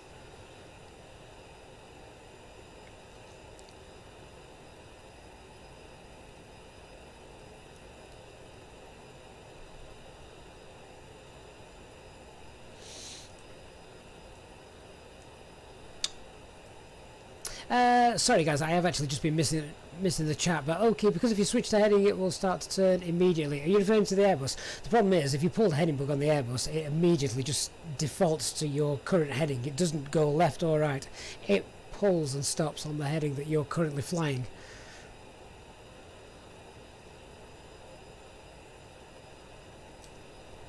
We do have a radio page on here, don't we? We've got nav 2. Oh, there we go. Right, in that case, 11475 is going in nav 2. 114.75 is going in nav 2. And the ILS for San Angzubri, what is it, runway 35 left, is 11075. 110.75. There we go. Beautiful. Right, well, that's amazing. How on earth do I get the stuff to display? It's down here, is it not? So I don't want to follow the nav source, but I would like it to be displayed. So, how do we get that on?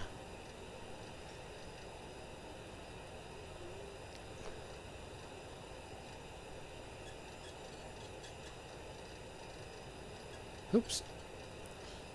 There we go. Alright guys, next question. How do I show the VOR distances without obviously selecting a different nav source, because I don't want to do that.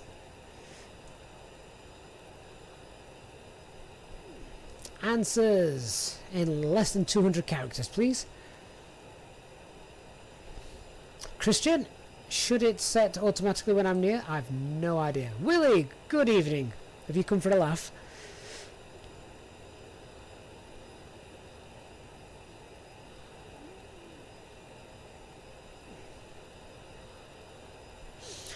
Patrice Thomas, press bearing 1 on the left side. Okay, thank you. Oh, I see. There we go. VOR 1. I just want VOR 2. So is that this one? There we go. VOR 2. And I just want the distance from there. Reason being, because as I just showed you from the charts, at 40 miles from there, we want to be at below flight level 120.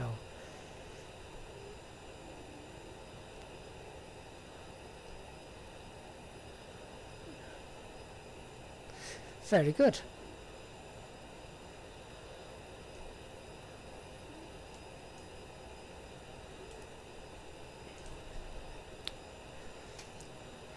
What are we? We're currently at we're about 259 miles away.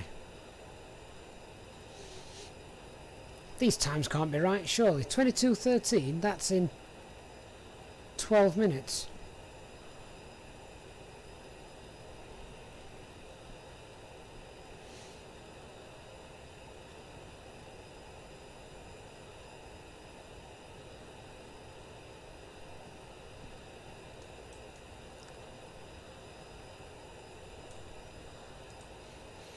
In that case, we'll probably need to have a look at starting our descent, do we not? Is top of descent shown yet? In fact, no, that can't be right. 253 miles. I'm not going to start descending until we're nearly 100 miles away, surely. You'll see, yeah, I'll post that into the Discord. I can't post a link here in the chat because it's about 1,000 characters long. AP, my frame rates did drop when I turned the aircraft on, but then it did come back to life. In fact, there's Charles de Gaulle. Look at that. I knew we were flying straight over Paris, so Paris is beneath us, and yeah. There's Charles de Gaulle and there's Paris, directly beneath.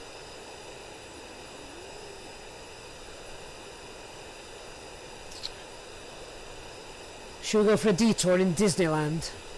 Somewhere over here, I think, isn't it?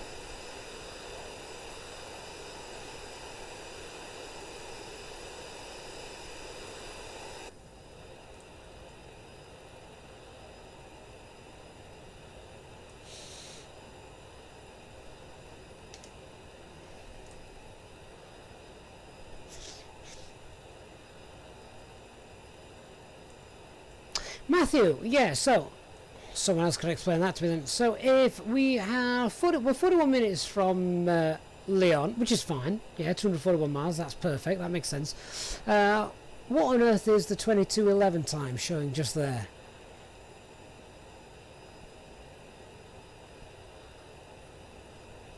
Because that certainly doesn't make sense.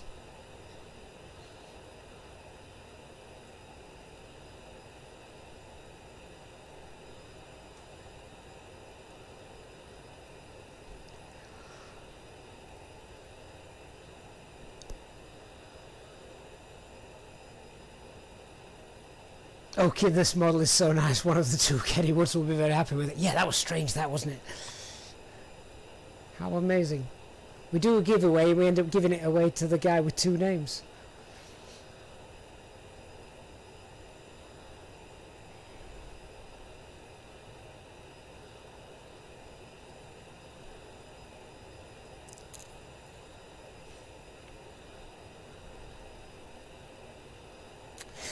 I'm not even sure local time would work there, Alex, because obviously Zulu time is 22:05. I think Paris is an hour ahead of us, so that would be 23:05. Here in the simulator, the time is set to 10:05. We're just 12 hours behind in the simulator, as I wanted a daylight stream. Nick, 94 minutes into the stream and I'm near top of descent. I'm getting good at this. No, I just chose a short route.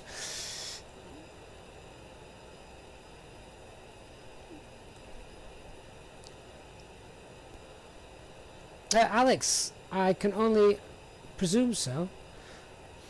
Dark, it can't be the estimated ETA. It's 39 minutes away. And it's currently 22:06, so we're not going to be there in 3 minutes.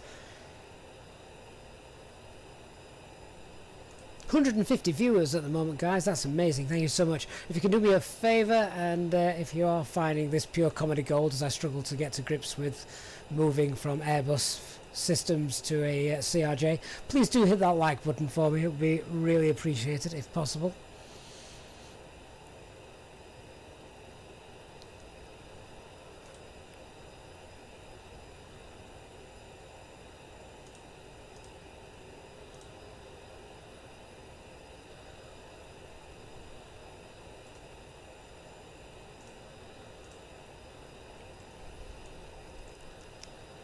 So, just trying to find that top of descent information on the navigation display. If I come to the navigation menu, can we turn things off? ETA is off. Oh, there we go. Turn that off. Now I can see the top of descent.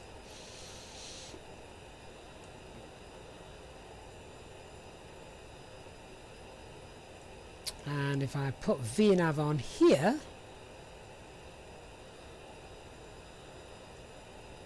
there we go.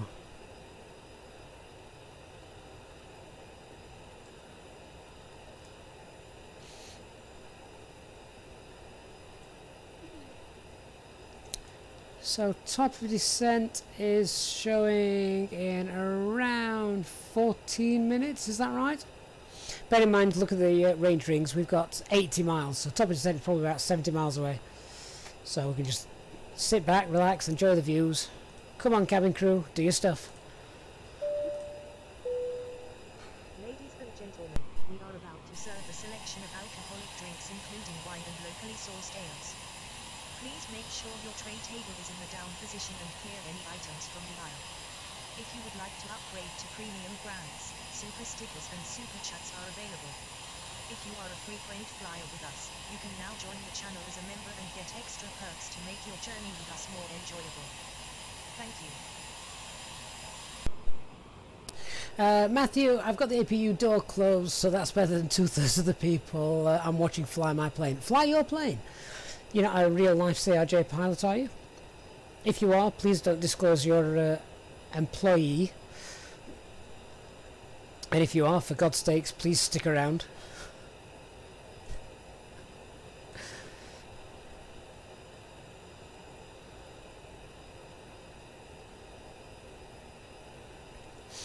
Sig Dude, yeah, the CRJ is a wonderful machine. Lots of hands-on compared to the Airbus. Quite right. So those of you that may be new to the channel this evening, I fly the Airbus, as my username would suggest, and we fly the Airbus properly. So we literally go through all the checks as would be done in the real world. We use all the real world procedures, and I'm lucky. I know all the real world procedures, and we do it properly and correctly. I have no idea how to fly this thing. The first time I got in this, I'm looking for the McDo, and the fact that this aircraft isn't the same with regards to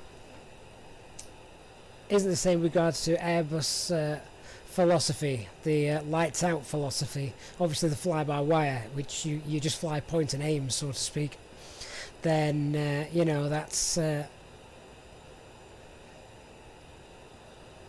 that is a real joy to fly. And people ask me, don't I get bored of flying the Airbus? No, never. Absolutely never. Particularly not in this simulator, of course, with things being as realistic as they are with regards to the scenery and stuff like that. Matthew, thank God, my friend. Question for you then, Matthew. On landing, do you actually have to push the yoke forward? Once the main wheels have touched down, of course, just to get that nose down. Because otherwise we do tend to wheelie a long way down the runway on this. Again, something the Airbus doesn't do.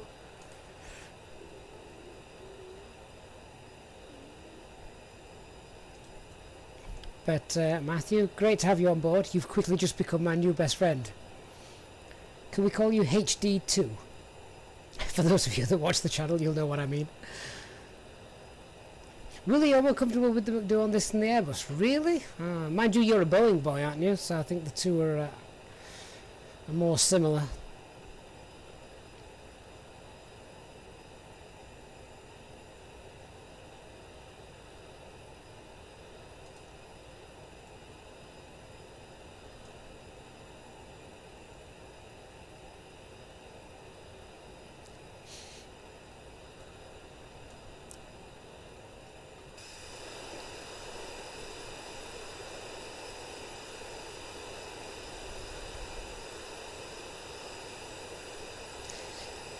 But she is an absolutely beautiful looking aircraft. In every livery that I've seen her in as well. Great little chair. And I would You know, I think I could be convinced to learn to fly it properly, but again, those of you that know me, I've spent years in the Airbus and flying the Airbus, so trying to get up to the same sort of level in this as I would do with the Airbus would take some considerable time and learning.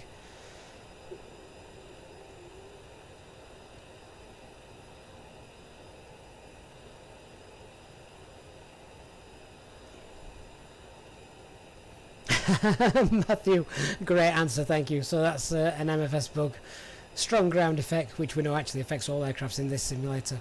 But I like the line. Normally you're actually adding back pressure to keep the nose wheel from joining you in the cockpit. Great stuff. Juicy, we're not at 260 knots. Well, we might be indicated airspeed, but remember, if that's actually from the banner at the top, remember that's ground speed, not indicated airspeed. We're actually at Mach 0.79.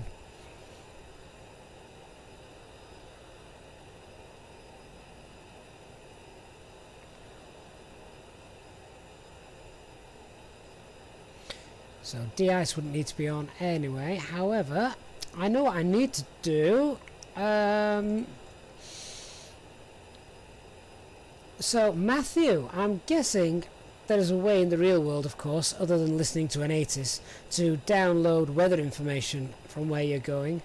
That obviously works in the fly-by-wire A320 mod, presuming, however, it may not work in here. If it does, you'll have to give us instructions. If not, can someone give me the local QNH, please?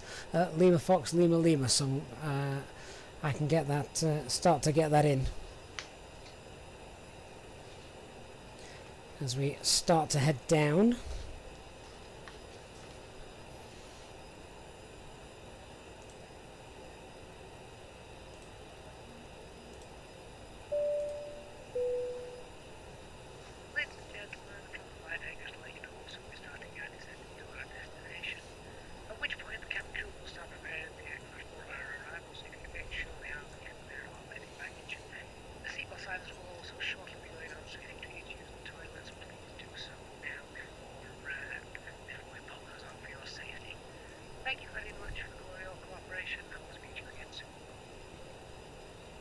Okay, so top of descent is about to come.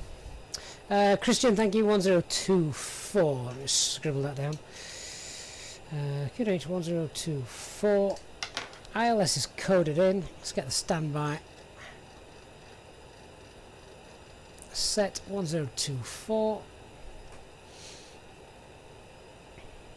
Nick, thanks for the full meta. So wind's great, ceiling visibility fine, 6 degrees, and 1024 altitude there. Then again, this is something I've got to get used to. We don't have to do this in the Airbus. Landing elevation is 814.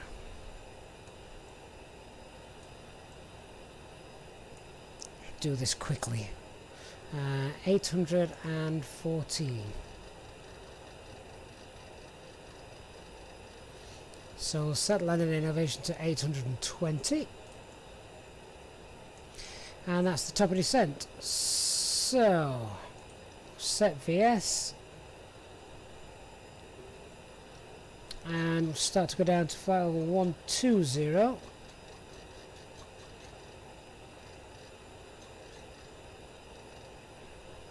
There it is, and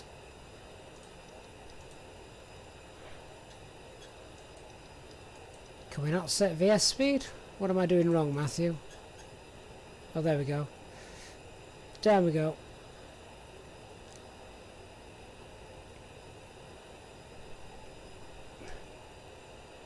And of course, manually now having to reduce the thrust. So now to stay on profile, we're watching the little snowflake thing there and the blue circle.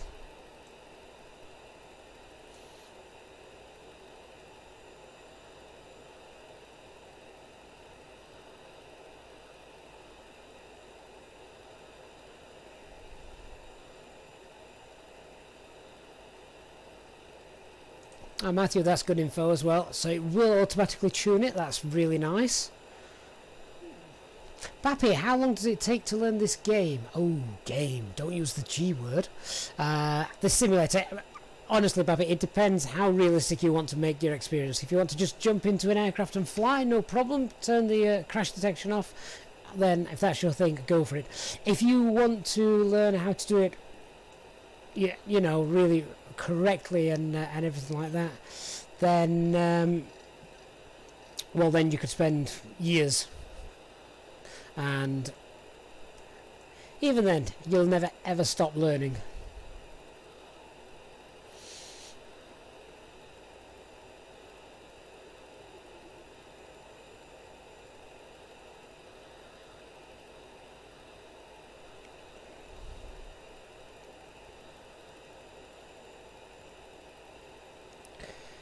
So down we go.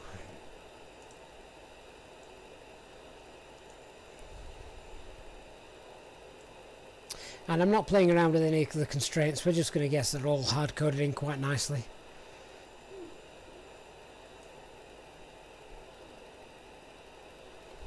So, snowflake and blue donut.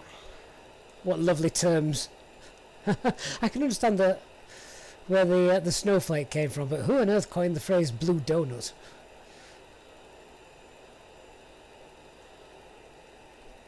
Dark, you have a livery I may be interested in. What have you been doing?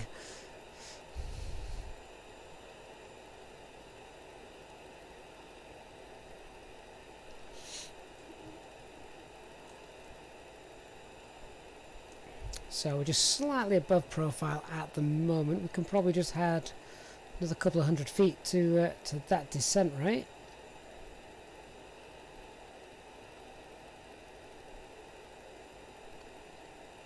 So mine landings in this are certainly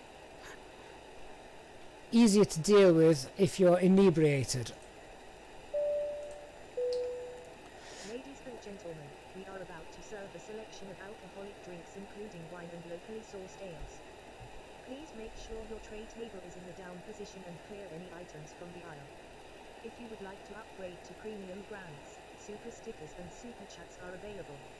If you are a frequent flyer with us, you can now join the channel as a member and get extra perks to make your journey with us more enjoyable. Thank you.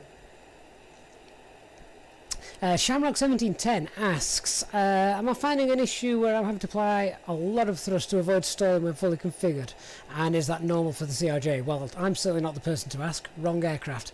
But if Matthew's still around, I'm sure he can help with that, because funnily enough, I did have the same issue the other night. I got full flaps down. I don't know if full flaps is normal, to be honest. As I say, I'm still... I think this is my third flight in this aircraft. Yeah, I had full flaps down, and I was really struggling to keep it from stalling.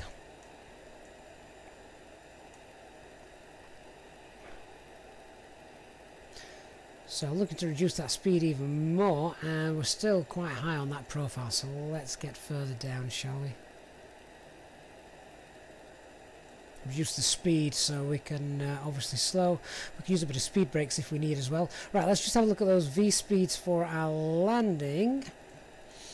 We'll set all those automatically, so about 134 knots. Can sometimes add 10 to that.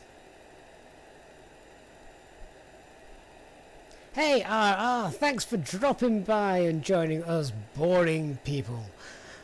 Bye bye.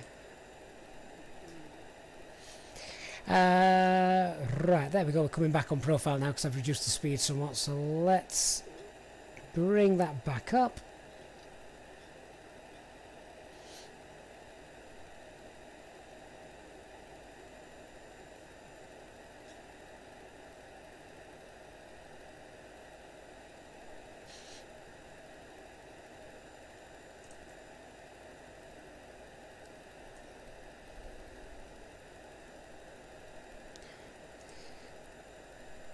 Right, so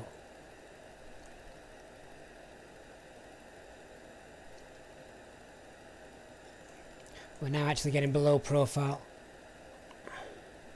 add a little bit of thrust just to speed us up.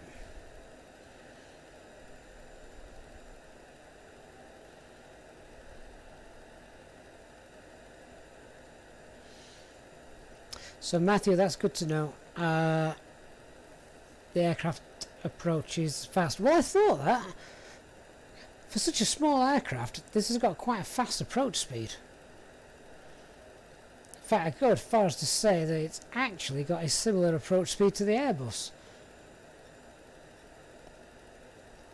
But then when you stack that up against just small wing, it's going to need that air flowing over it, otherwise it's obviously going to stall, isn't it? Ah, Matthew, Will has just discovered you fly the CRJ in the real world. Right, how long have you got?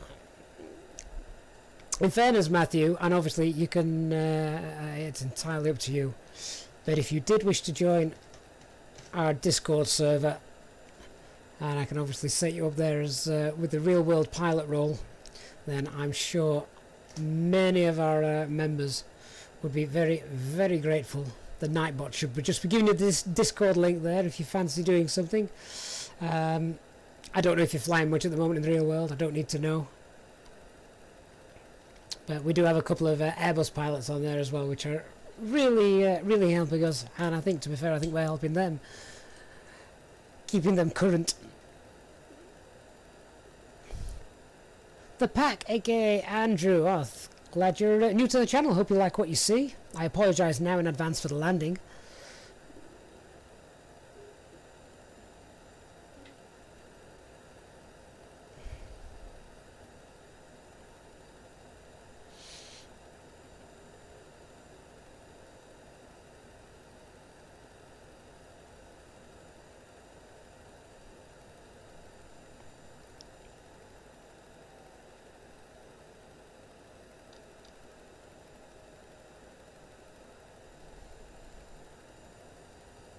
So I'm just watching, we're still slightly below the profile, so I'm going to keep that landing, I'm going to keep that descent rate, that's alright.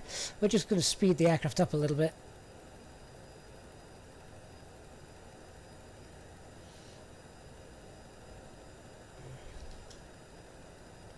Well, just remember, Matthew doesn't have to answer that question.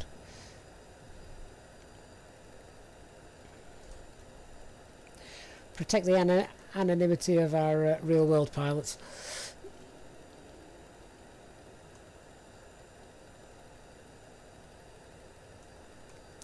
But I am guessing, Matthew, that chasing this this snowflake is something you become very, very good at with experience.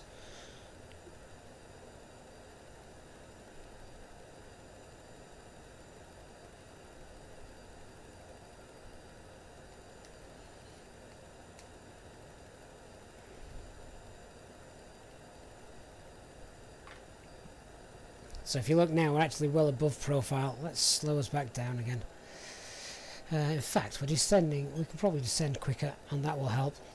Let's just increase that rate of descent and slow us down a little bit. Sorry, speed us up a little bit.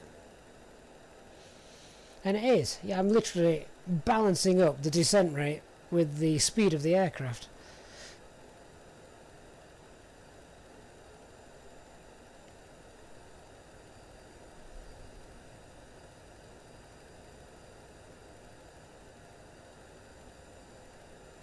Hazel Jane, good evening. The good old snowflake.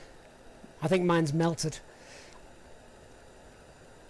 Okay, it's absolutely, certainly time to put the cabin signs on. In fact, you know what? I've never even taken them off. That's probably for the best.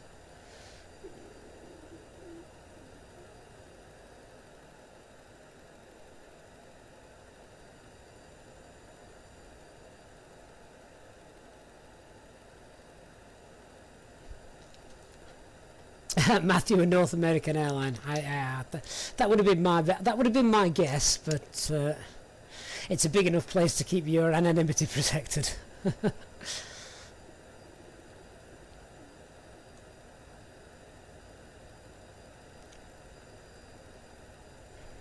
So what I'm going to do, guys, is I'm going to put the CRJ profile for this aircraft, the Simbrief profile, in our Discord server at the end of this flight.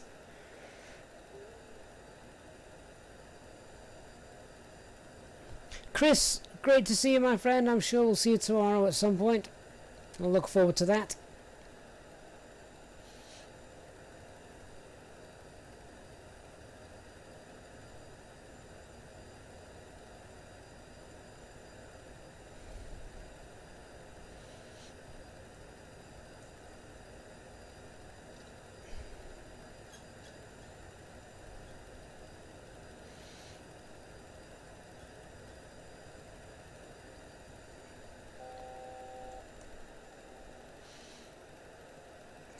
So 12,000 feet. I think actually I'm just checking those charts. Did it want us to be below 12,000 feet? Yes, it did. That's fine. Maximum of 250 knots as well, so we best just roll that speed back. 250 knots below 12,000 feet. That's pretty good. Set that speed, which is fine. There we go. After we pass that, we need to slow to 220 knots. And then our initial approach takes us down to, I think it's 5,000 feet. If I just go back to the legs, does it give us that information? Durba. Yeah, down to about 5,000 feet. Or 6,000 feet. So we'll continue to follow that descent profile now.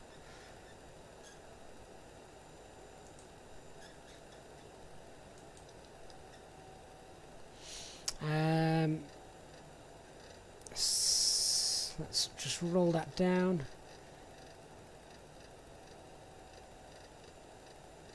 Roll that down to 5,000 feet, and let's start to go down, shall we? 220 knots the speed.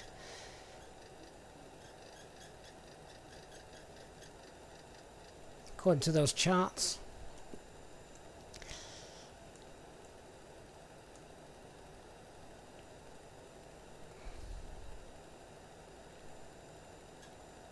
And, oh,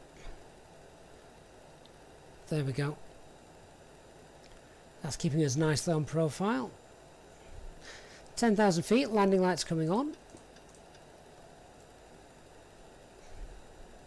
I never turned the taxi lights off either. They've been on the whole time. Never mind.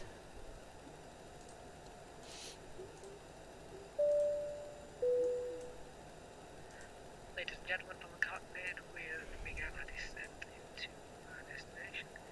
We're not expecting any air traffic control delays, so we should have you on the ground shortly. If you could now please assist the cabin crew by tightening your tray tables and handling them any litter as they come around, it would be much appreciated, and make sure that you fasten your seatbelts. For safety reasons, please set off any electronic devices you have or switch airplane mode on your Oops. mobile phones. Please note the aircraft toilets will also shortly go out of use. Thank you, and we'll see you on the ground shortly. Slow that rate of descent. We've got a little bit too low here. And there's terrain.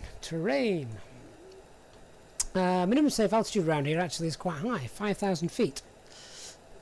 So as long as we don't descend below 5,000 feet at this point, we're fine.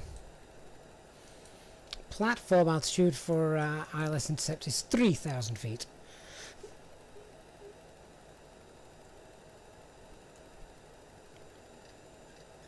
And I turned the scroll wheel the wrong way. It's down to go up and up to go down.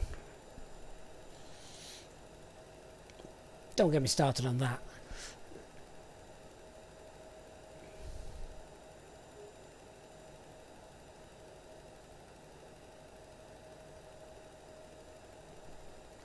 So Matthew, have you had a chance to fly this simulator version yet at all? To compare that or not?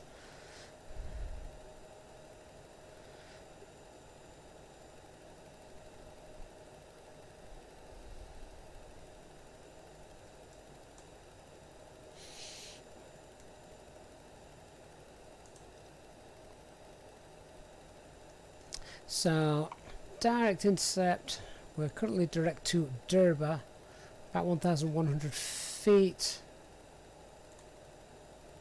And then from Talar,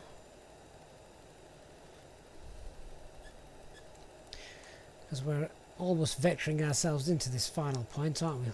Let's stop descending, shall we? We're very below profile. Actually, we're not as below profile as I actually first thought. So now we're at 5,000 feet. We're going to hold 5,000 feet from this point on, and we're about 30 miles from the airport. We've just passed 6,000 feet actually. So I need to set local pressure 1023.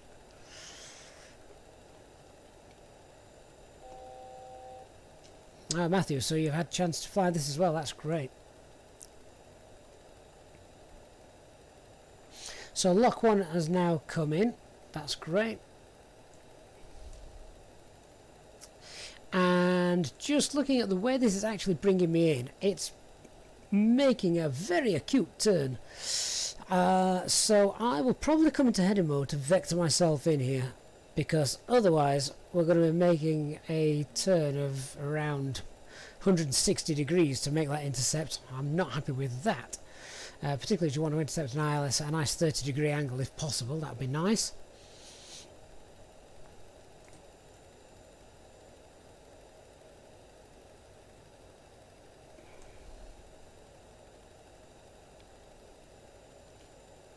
So I'm not actually paying too much attention now to the VNAV, because I know where I am, I know how far we are away, but I do need to just have a look at that speed, because I forget there's no auto thrust. So if I'm not careful, we're going to end up stalling, and I definitely don't want that. Levy21202, thanks for following on Twitch. Great to have you on board.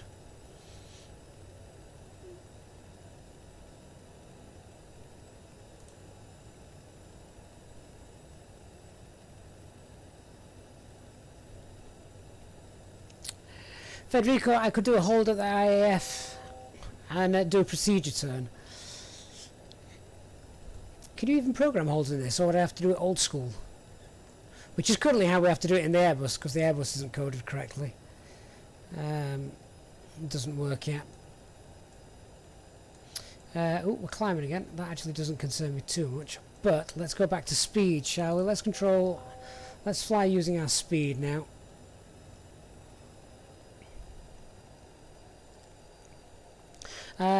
So that's now set at 180 knots. That's actually a little bit slow. Let's speed that up. I'm using Airbus speed, so we can probably hold about 220 knots for now. That's okay. Let me just zoom in on there so I can see what we're doing.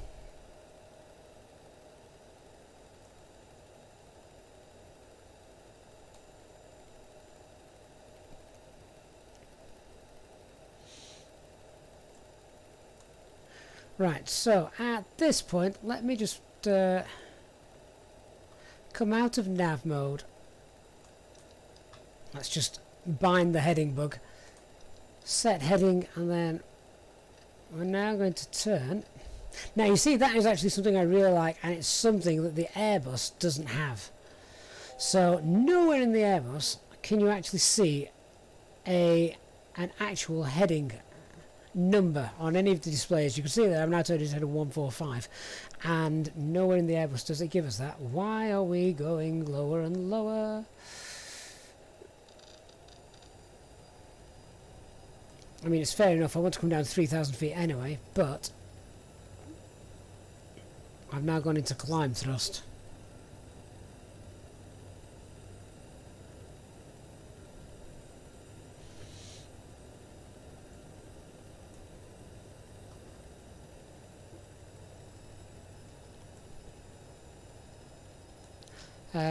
Right, can we target speed? Why can't we target speed? Ah, hang on. Do I have to take VS off? Or altitude off to target our speed? Oh, Matthew, I'm failing. Can you tell I don't know how to fly this aircraft? Oh, the Airbus spoils me. I press a button and it works. I have no idea what the aircraft's doing other than pitching up a hell of a lot.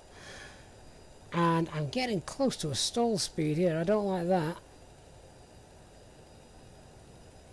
Right. I'm going to set 3,000 feet. So, 3,000 feet. Can we please start to...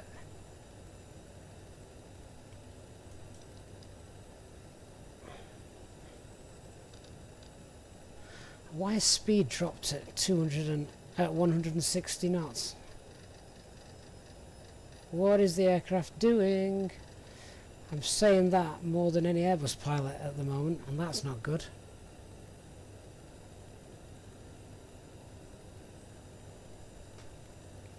So I want to hold 220 knots.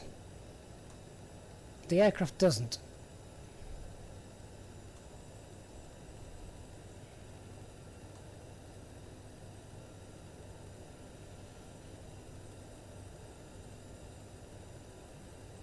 Right, so Matthew, it was descending because we got slow. You did a few stalls the other day, and that's what you found out, that the autopilot doesn't have the control authority to hold altitude when it gets slow. Fair enough. Well, as you can see now, I'm actually climbing. I'm climbing, but I don't want to climb. We're now far too high. I'm just going up, down, up, down, up, down, up, down. I'm high and slow. In fact, there's the airfield. Shall I just go autopilot off and VMC it?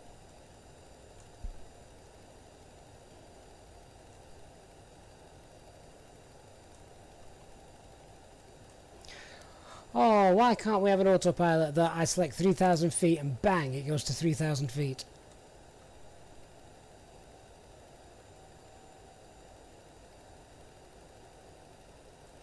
So Matthew says, VS 1,000 feet per minute descent right now. Sounds good to me. VS and down 1,000 feet per minute.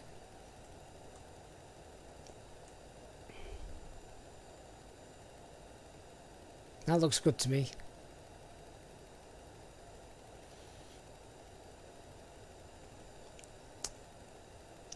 CCAP, what's the aircraft doing? Is a very good question, and one all Airbus pilots have at least said it once in their time, but usually the aircraft isn't trying to kill them. It's actually usually doing the exact opposite.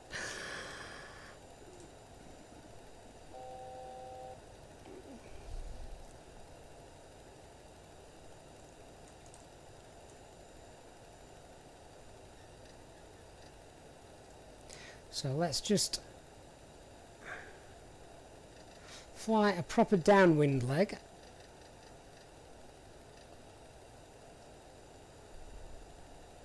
CRJ is the new vomit comet. Right,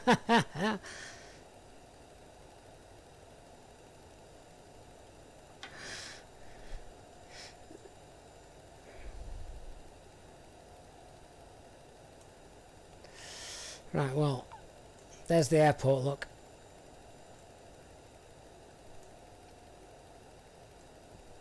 I'm quite happy where the weather's good. If the weather wasn't so good, I think I'd be panicking a little bit more than I already am.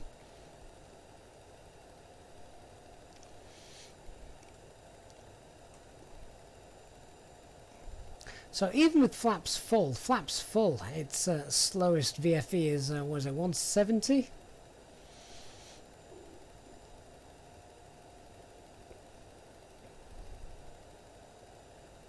One of the things I don't like is the fact that the glide slope is this blue thing here. I mean, could they have not made that green so I can actually see it? You've got blue on blue, which is quite difficult.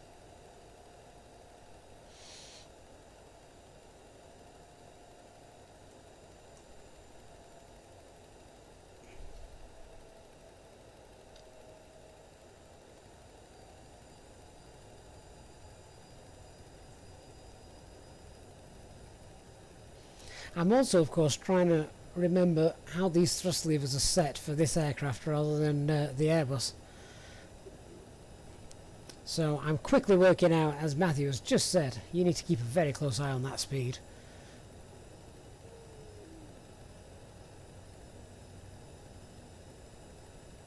Yap says there's a lot of vomit in the back, but that's not because of my flying.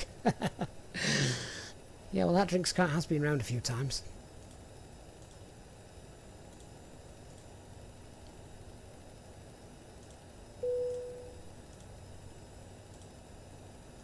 Cabin crew, about 15 minutes till landing if you can prepare the cabin, thank you. If you're lucky. Right, guys, do me a favour. What we got? Wow, 160 odd viewers. If you can do me a favour, hit that like button before, well, while you still can. That would be great.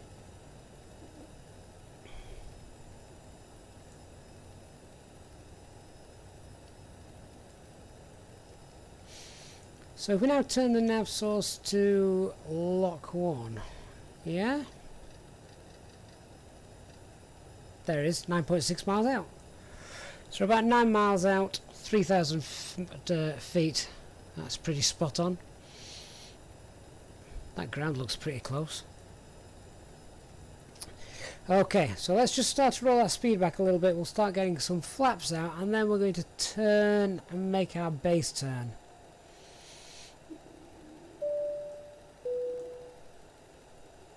So, let's go for it, shall we?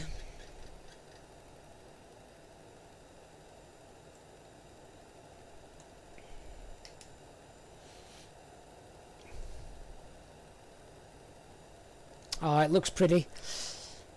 It's sad that we may be a stain on this beautiful landscape in a few moments.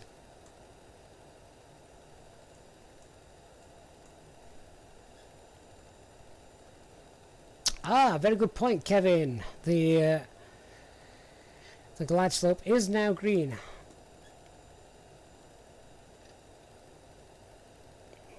I actually didn't realise that changed when you changed the nav source, but I guess that makes sense. Okay, so let's start having a look at these flaps. Oh, good lord, they're sensitive. Flaps coming out. I'm guessing I need to apply a little bit of thrust now, otherwise we're going to start dropping too slowly. 11 miles out. Federico, the holds do work, do they? I would not even know how to program it in the FMC in this aircraft. Give me the Airbus and I'll show you. Right, so let's make a left turn a little bit just to make that intercept a little nicer. And then, I imagine, with that in mind, we can arm the approach. So lock 1 and glide slope looks to be armed. Matthew reminded me, thank you, and I mean that, just to keep a close eye on that speed. Good speeds to hold with the flap setting is 200 with 8, 180 with 20, that's what we've got at the moment, so we're probably a little bit slow, aren't we? Once. Oh, right, I think this is a simulator bug. That's a simulator bug, which a lot of people are getting, unfortunately. On capturing the glide slope, it drops. I don't actually think that was anything that I did.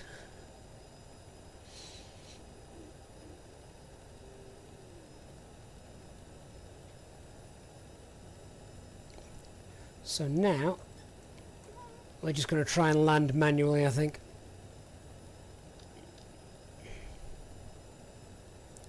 So what are we? 8 miles away. God bless you all.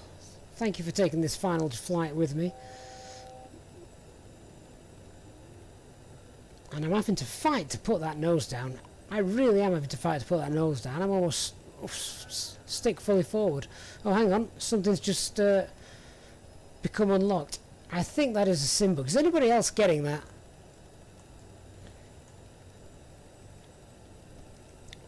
But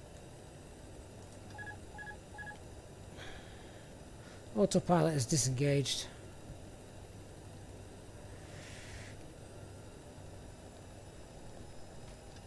Let's start configuring, shall we? Landing gear down, 5.5 miles to go. I want to start descending at about 700 feet per minute to get us on that glide, although we are below it, so let's just drop a little bit quicker for now. Chase that.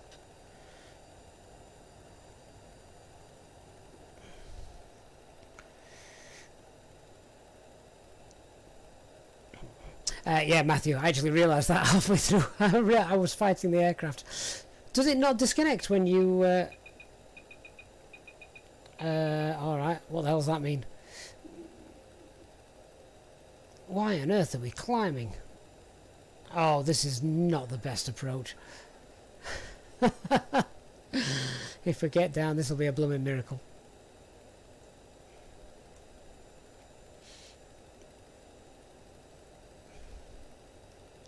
Yeah, does the autopilot not disconnect when you apply pressure to the yoke? 1,000 feet. Not safe. Shouldn't really continue. But if we go around, I'm only going to do it all over again. Thank God I'm back in the bus tomorrow.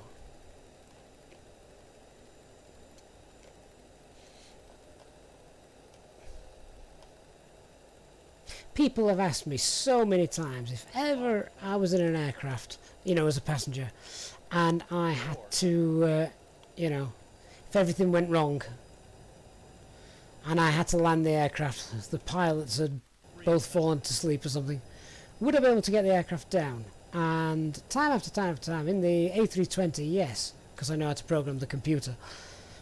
In this thing, nah. It just wants to kill me.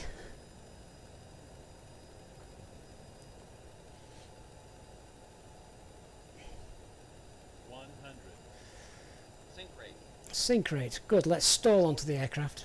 30, 20,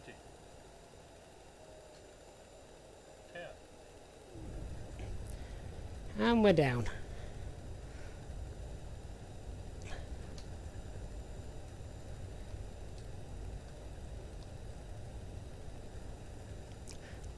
Well, we weren't staying on the countryside, so I consider that a win. Talia Johnson. Great stuff. I remember. That's straight from Airplane, isn't it? That? Now we're having at gate 10, gate 11, gate 12, 13, 14. Alright guys, what was the landing rate on that one?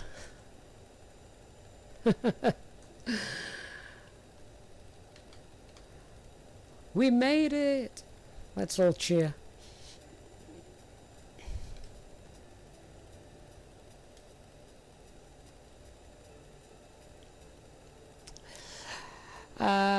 Right.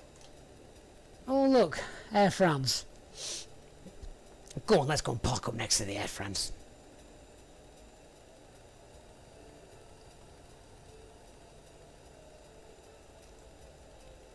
Oh, Willie, you're too kind.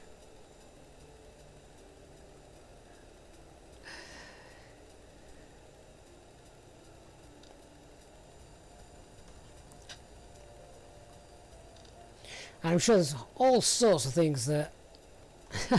well, we know there's all sorts of things I didn't do correctly. There was no ground spoilers armed or anything like that. And just the flows go straight out of the window.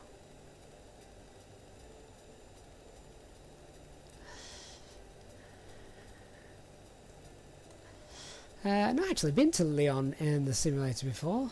We might have to visit here with a proper flight. Right, where can we park the CRJ? Somewhere over here, I'm getting. Oh, we'll go and run that guy over. We obviously don't want a jetway.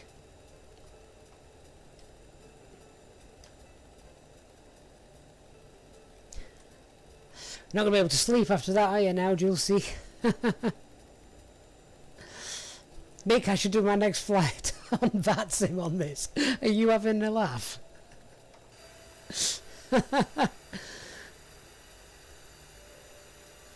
Ladies and gentlemen, please hang your sick bags to the cabin crew. They will be down to collect it shortly.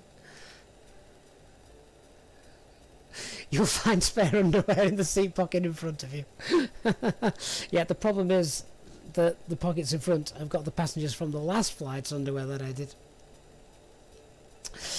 Federico, have I tried out the Mist Approach? No, I've not tried it out, but I have actually seen it being coded in, so I know that it's there. So that's quite neat.